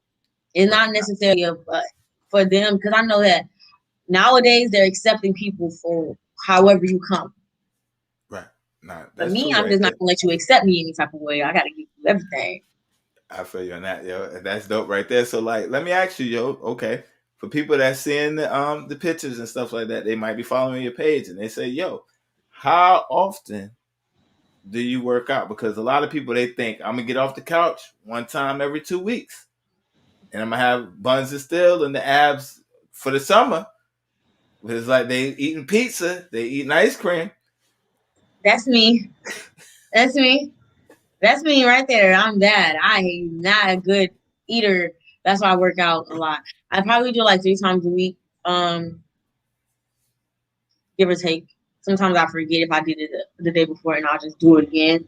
Right, Um, but I kind of like I don't do without for a year straight. I was hard down weight training, like for a whole year straight, and I lost a lot of weight. that year. I took a break just to see what my body was going to be like, and I Right. haven't gained like as I haven't gained anything. I feel like I'm the same size. It's just I lost the muscle. So now I'm working on getting my muscle back, like tightening up my body because I didn't gain no weight, which is very odd to me. Um, but You might I have eat a high whatever I want metabolism, so you eat everything you want. What's three of now. your favorite meals? What's three of your favorite places to go, and what's your three favorite meals?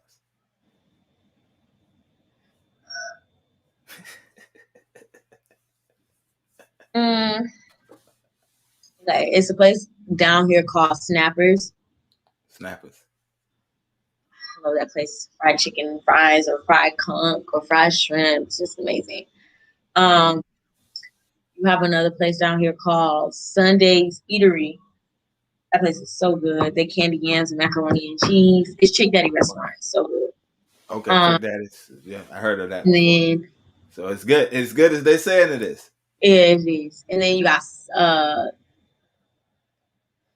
Chef Creole. Now a lot of people will oppose that because they be like it's not real Haitian food, but I don't care. It tastes good to me. Wow.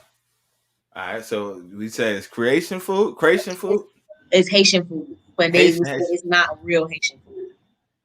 All right. I'm confused. So when we say Haitian food, what we talking about? Like curry goat? What we doing? That's Jamaican.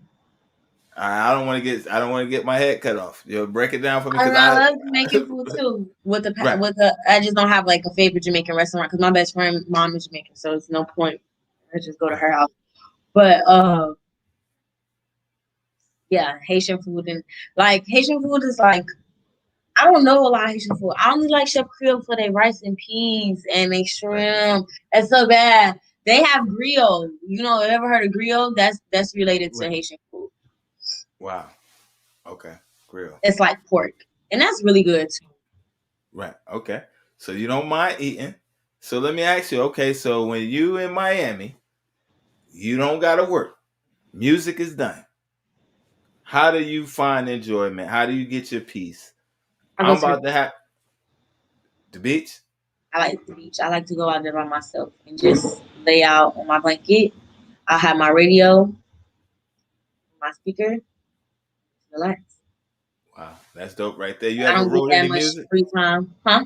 You ever wrote music by the water? Sometimes they say Yeah, water is inspiration. I actually did. I have a little snippet reel video on my Instagram of a song I did out there. Dope. But That's the yeah, I mean, oh, I bring out my mic and my writer notepad, my little book I use for my notes, and I just be out there. okay. That's dope right there, yo. So the album, I mean, the song drops Friday. The music is coming. So you said the project's probably gonna drop in June or so. Yeah. You got the live concerts and the videos coming. Let me ask you, would you come back to the show later on? Did you enjoy it? Of Would you course, come I would back come and back to this show and hopefully, because I'm giving man. myself a year, I'm at a different place in a Right, year, like following wise, and we'll have people actually on it watching right. me instead of Yo, having to come back on it. So, like, right. I'm excited to see where this goes because, yeah, it was a shock. You asked me, I'm like, I don't have no fans, but Yeah. I You wouldn't, yeah. got fans now. You got fans now. And the thing is like you said, your talent, you can't deny talent. A lot of things that people they have the, from the outside looking in, we see the big numbers. We think talent, a lot of that is marketing, that's promotion, and that's fluff. That's fluff numbers. But when you have real talent, like you said, you're growing your fan base organically. And no matter what the numbers look like, one thing they can't take away is your artistry and your voice. You may be your hardest critic. And I understand being an artist because you want to put your best foot forward. But I want to let you know you're not coming in at the bottom skill wise. You already have a peculiar voice that's like over the average stuff. So it's like they can play you. I can hear you at a her concert. I can hear you as a before she comes out and it flows. It's not gonna be like, yo, who was that? And now the mainstream. You get what I'm saying? Is like you definitely season in your sound because you've been doing it, whether through training, through the vocal coaches is paying off, through your experience that you had in life. It all shaped you for where you are now. So it's like, yo, again, you may be looking at it like It's all new, and that's fine. Enjoy the ride. But the music that you're putting out is already timeless hits. So even like you're saying, contemplating to people that don't know the story, you're telling somebody else's life. They may be at a situation where they contemplate, and it's one of those songs where it's like, you know how y'all do. Y'all cleaning up, you mad, throw your music on. It's one of those songs that I can see women vibing out to, and not only women, I can hear it on the radio and men saying she's dope. It's like her. When I first heard her in the beginning, it was like a lot of people, guys, they wasn't listening to her, but it's like her voice. It's like, yo, she has talent. She has talent. So it's like, as a man, I didn't mind listening to her because it's different than what they're giving me on the radio. And I think that your music is going to be the same way, where you'll be received by men and women. Keep being creative and keep pushing the envelope. And it's like, you're humble because like it's people that have a bigger ego with no voice. You got a voice. You're real humble. But I can also tell by the looks in your faces, they better not play with you either. So have you always been that way? Have you always been like, yo, I know what I want and I'm not going for it, or did you have to learn it? I've always been very stand on ish when it comes to anything that I put my mind to, or that I know that I can do. Like, and you can't tell me I can't, because I'm gonna prove you wrong. Right, and that's real right there. Don't let nothing hold you back. So you're almost like you said, trainer's the mama. So you're almost like, I got that bad. I'm bad too. I ain't gonna say the second part, but I'm bad. That's how y'all doing it in Miami. Like, yo, y'all really, the bosses down there don't play with us out here. You gotta come with the confidence. That's another thing I learned too. With meeting with people down here, like they always say, like at first I was a little shy, like and it wasn't until somebody was just like, you can't act like that. You gotta stop acting like that. You gotta know what you have, what you sound like, and what you come with, because you could have the greatest song, and then you come in there with the like, I don't know type stuff. Then they're gonna be like, oh well, she don't know, she ain't ready. So wow. I gotta. Right, and you definitely doing it. Like I said, you handling this like a vet. You know what I'm saying? I'm asking you some questions to try and see how you're going to respond, and you're doing your thing. So I can tell you're seasoned. You definitely, this ain't the first, even, you know what I'm saying? I can tell however number interview it is. You already thought about, yo, if I'm in an interview, this is how I'm going to do it. So it's like you're doing it the right way. You're perfecting your craft. You're putting out good music. You're coming up with a plan to promote it. And I think that the skies are the limit. And I think that doors are going to continue to open. And I think the same way that I was impressed by your voice, the world will be when they hear your music. So I just want to say, keep going, and you're always welcome here at the Proof. You know what I'm saying? And it's like, for the people that may be watching, you might have your peoples out there that's watching, or the people that may have watched that now want to become fans, because there's always going to be a playback too. So people still will be watching it after it's over. Why should they check you out, and what can they expect from you?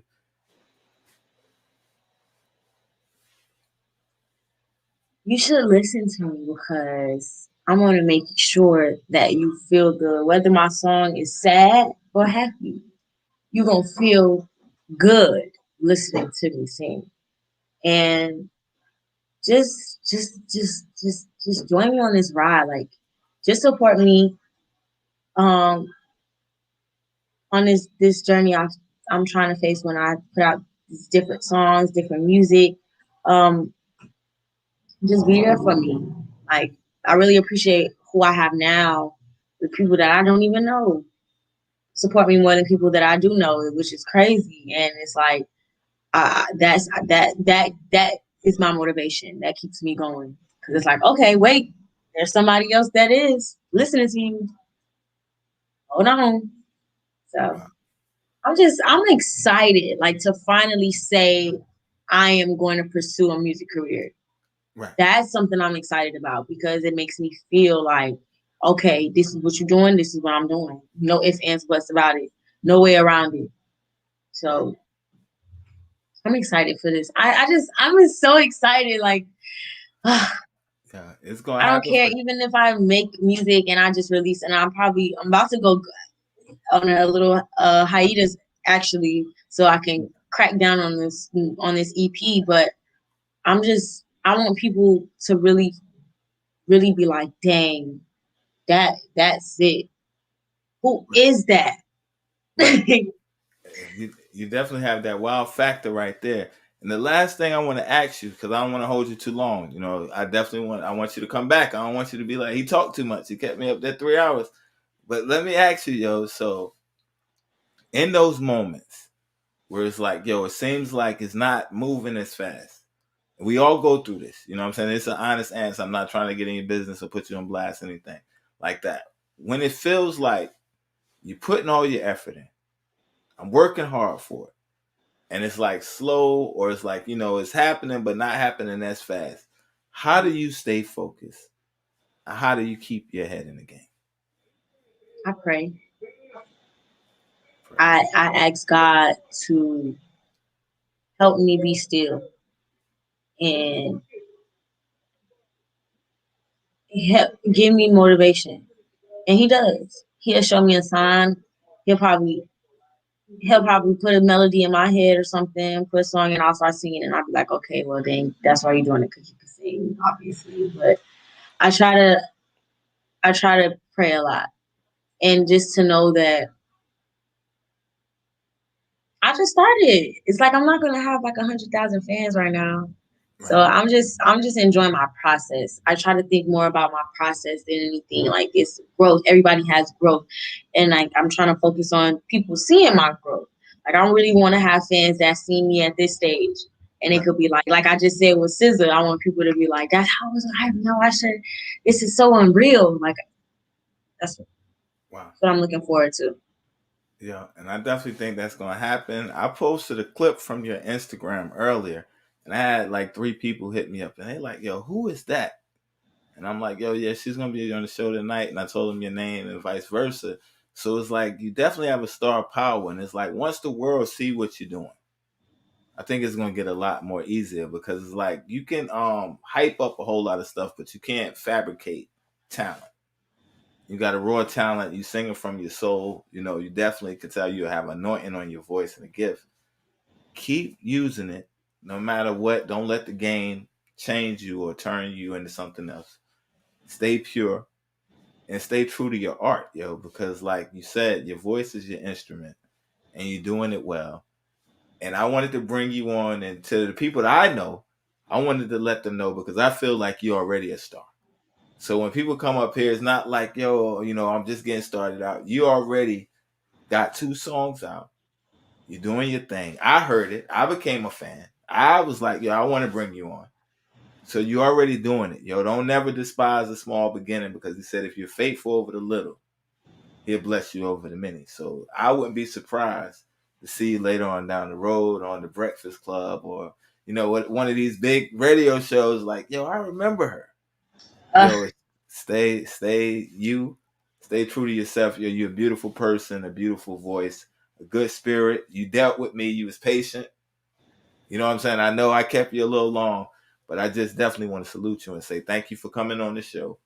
I definitely wish you success on the new release, and you always welcome back. And if you have any last words for the people, you can do that. And we're gonna shout out Miami. This is the Proof in the Pudding podcast show. I'm Sion.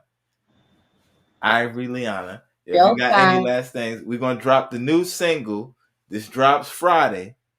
Be sure to check her out and be sure to support that record. And we're gonna sign out. Yo, if you got anything else, you can say it. If not, we're gonna jump to the video.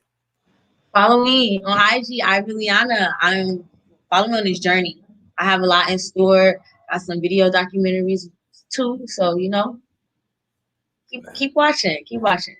All And right, yo. thank you Now, for having me so much. Thank you for my first interview. Oh man, yo, you always well. We got to bring you back so my we can tell them about the growth. We can update them. We can keep them updated, because I know you're gonna be doing big things. you are So you awesome. always welcome here, yo, and I appreciate you. Thank you so much. Thank you so All much. right. I didn't have the video for the song, so I took the audio and I made a flyer to let them know your name and the name of the record. We're All gonna right. drop that. It's gonna kind of be like the flyer for the show, but it's gonna have the name of the single.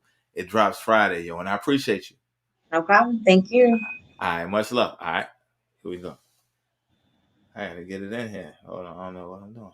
All right, here we go. Boom. that real emotion. I need to know.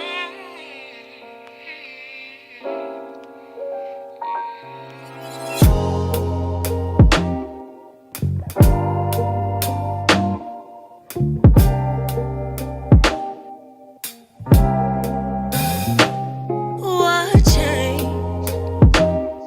You was feeling me. Your feelings mirror me. I gotta know what changed. You was into me.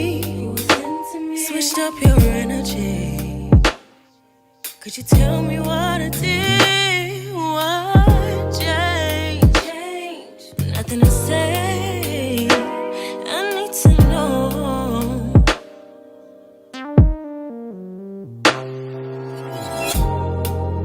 Boy, you played a dangerous game.